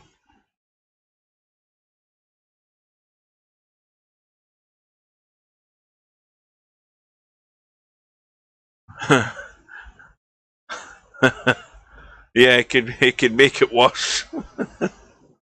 Well, whatever he is doing, it's not working because he said he tweaked it, and we're still getting the same pattern. And there's no way you should be getting that pattern as obvious. Now, I hasten to add, that's the thing I noticed in the streams. Nobody else mentioned it. I'm the one that mentioned it, that spotted it. I wonder how often you guys would have watched a break in 9-ball and finally noticed something like that happening. Because nobody said it until I said it. Quick update in the ding match. Mark Williams is 72-57 in front, trailing by 4 frames to 3.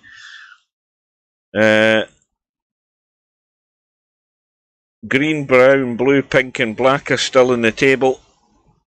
And it's anybody's frame.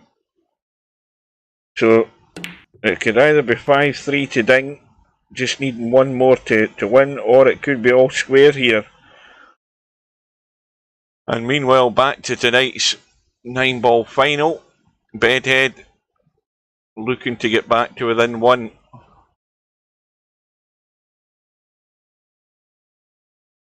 3 3¼ hours we've been at it tonight, although we haven't been in Friday Night 9-ball all that time.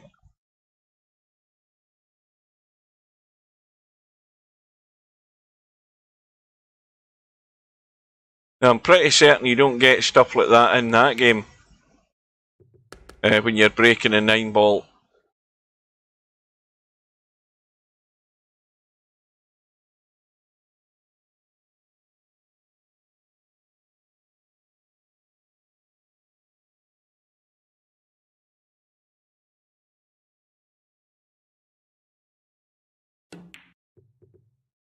Oh, well, Bedhead.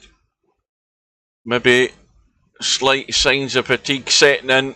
Bankster's going to have to run them out, though. His money ball's gone. And, well, when the 9-ball's sitting like that right in the middle of the table up top, it's always a test to get the cue ball going not only in the right direction, but the right pace. So if he's going over the left side, he wants to get over far enough left, but not scratching the side. And he's perfect. Always risky. But again, he's going to keep Bedhead at arm's length, and more importantly, he's going to stretch the lead to 3 racks from that unforced error from Bedhead. Welcome back to Semi-Pro. And Bankster is off and running again. He's got a nice angle in the 2 just to bunt it in and spin back. And across past the 4 for the 3. And again, 5 ball for Bankster with a table like this is such a gift.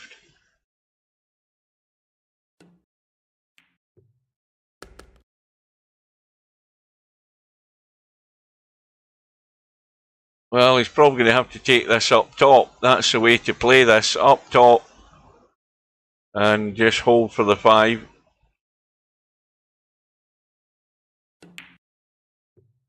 And that's perfect. And, well, it's good news for me if Bankster keeps this up, because I get to bed that little bit earlier. And he's now on the hill.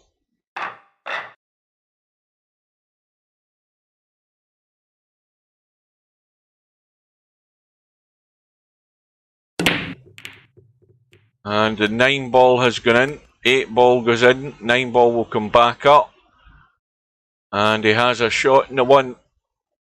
And this really is the most important shot of the rack, because if this goes in and he holds for the 2, and it hasn't, and Bedhead lives again, but that would have been it. That would have been hasta la vista.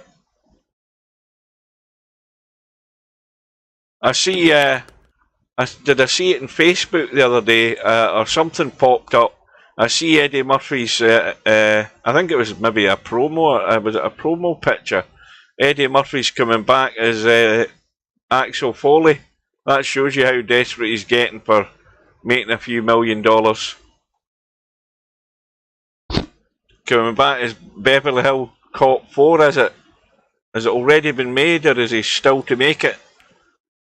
I'm sure I saw that. You always know they're getting desperate when they go back to the old things that they had success with, when they've had nothing in between.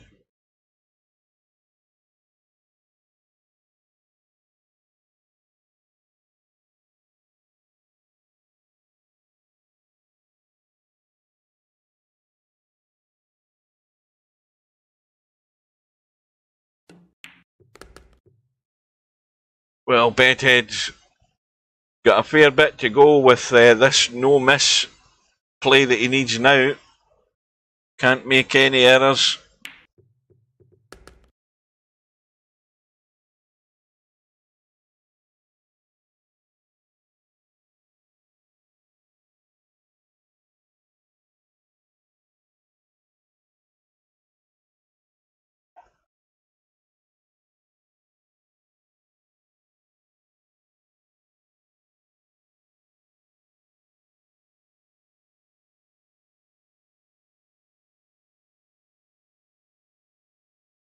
Well, you guys in the States, if you want to see if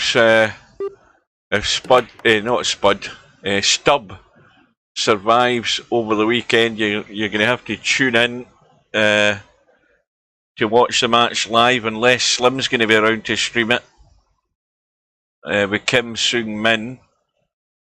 Because that's like early evening East Coast time, isn't it? It's like, well, not early evening, it's like 8 o'clock at night or something that the match is going ahead. And then you've got match on Monday night. There's one on Saturday afternoon. I'll be there for that. And if you miss them, the ones I'm doing, remember they'll be on my YouTube channel under the live tab. Oh, you still not fixed yet, so that's the only way you'll see the Stubb matches going in to watch it.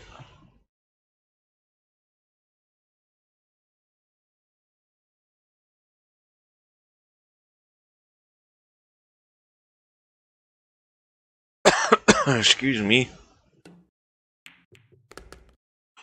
Well, the 1 ball goes in off the 9. The 9 ball's now stone dead, I think, into the corner with that 6 ball. Well, it isn't quite. It should still go in off the jaw. And Bedhead isn't down and out yet.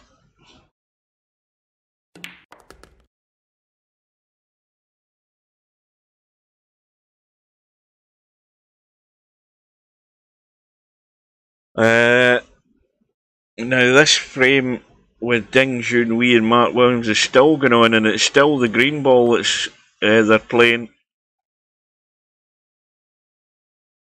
Another good safety from Mark Williams. This could go on a while. So this combo to get back to within 2.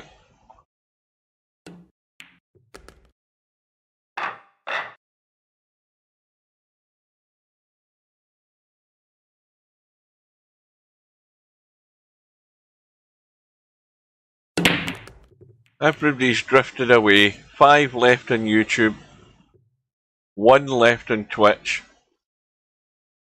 and 1 on Kick.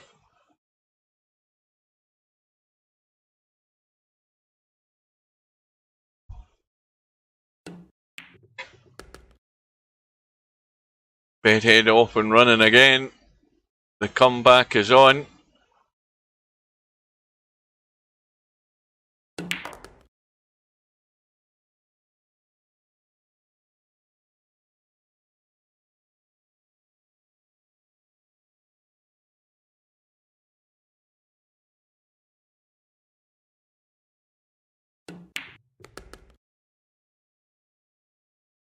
Well, it's looking like it from this angle. Just go forward and back into the table. That's what it looks like from here.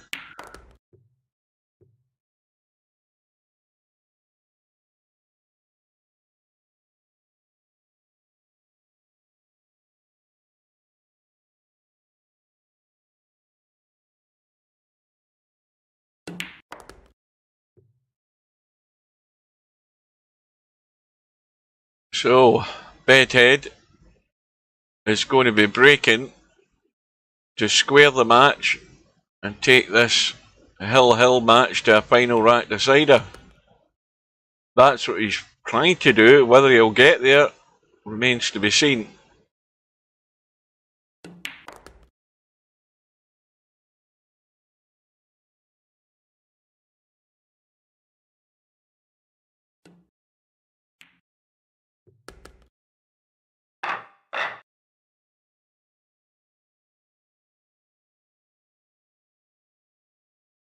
Well,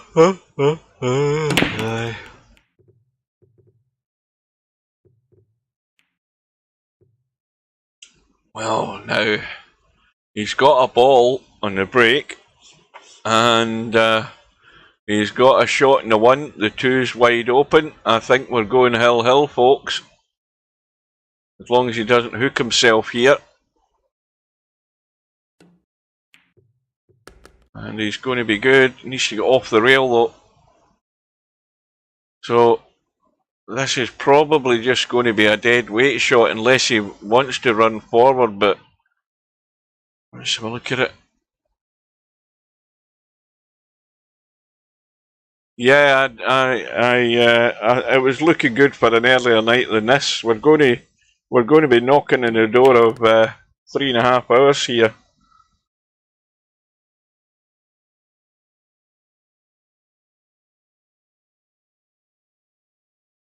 But Bedhead has got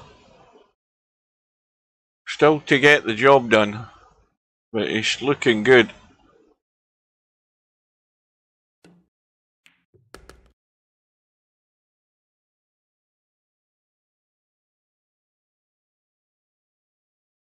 Wouldn't surprise me. We've seen enough crazy stuff tonight, and I don't mean in this tournament. Oh, I'll tell you something there, he panicked. His heart missed a beat there.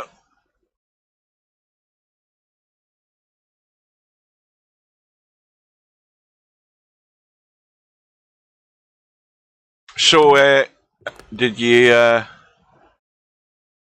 see anything about the fact that I saw something in the text the other day about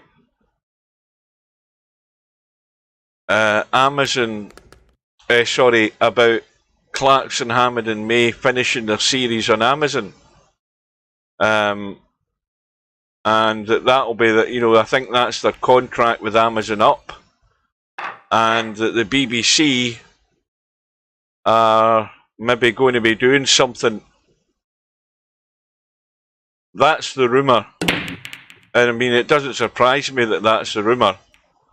That the BBC might be, they're not necessarily the company that would do such a thing, but I think in terms of ratings and the fact that they were the most popular team of all on Top Gear, don't be surprised if they come back in one form or another to the BBC. You'll get the scandal mongers. This is a bit too straight, this 2-ball, by the way, but I think all it is a straight draw. You'll get the scandal monger saying, "Oh, why have Clarkson back? He's an arsehole, blah blah blah blah." No, why Top Gear has been taken off the air over here is the ratings. That is it. The ratings have gone down, and also because the BBC gave the excuse that it was the accident that happened to Andrew Flintoff with the crash that he had. But you know, one guy that did a report on this on YouTube said, "Look, it's got nothing to do with the crash. Just look at the ratings," and he showed the figures for the ratings. And of course, the other argument he said against it is the fact that Richard Hammond had worse accidents than Andrew Flintoff had. You know, he had 2 accidents that could have killed him, and the BBC never thought of taking Top Gear off the air then, because they were still getting very good viewing figures. So the excuse is not really because of the Andrew Flintoff incident. It's to do with the bloody ratings. And there is a rumour going around that Clarkson, Hammond and May might be in the pipeline for something. So keep your eye out, because it'll be the best thing they'll ever do to bring them back. Because that's when I really enjoyed watching Top Gear. I mean, nothing against the 3 guys that are presenting now, because they're pretty good. But not enough people like them. Well, Bedhead, massive comeback. Well done to him. Bankster had it in the bag, but Bedhead has come up with the goods. It was no miss from the deficit they had, and in the end he's ran out the winner by 9 racks to 8. So I'm going to say thanks all for watching. Very well played to Bedhead. Bankster's come out with a profit again, and I'm heading to Beddy Bye. So thanks all for watching. I'll bid you good night, and maybe see you over the weekend or on Monday night. Until then, take care, stay safe, and see you later, folks.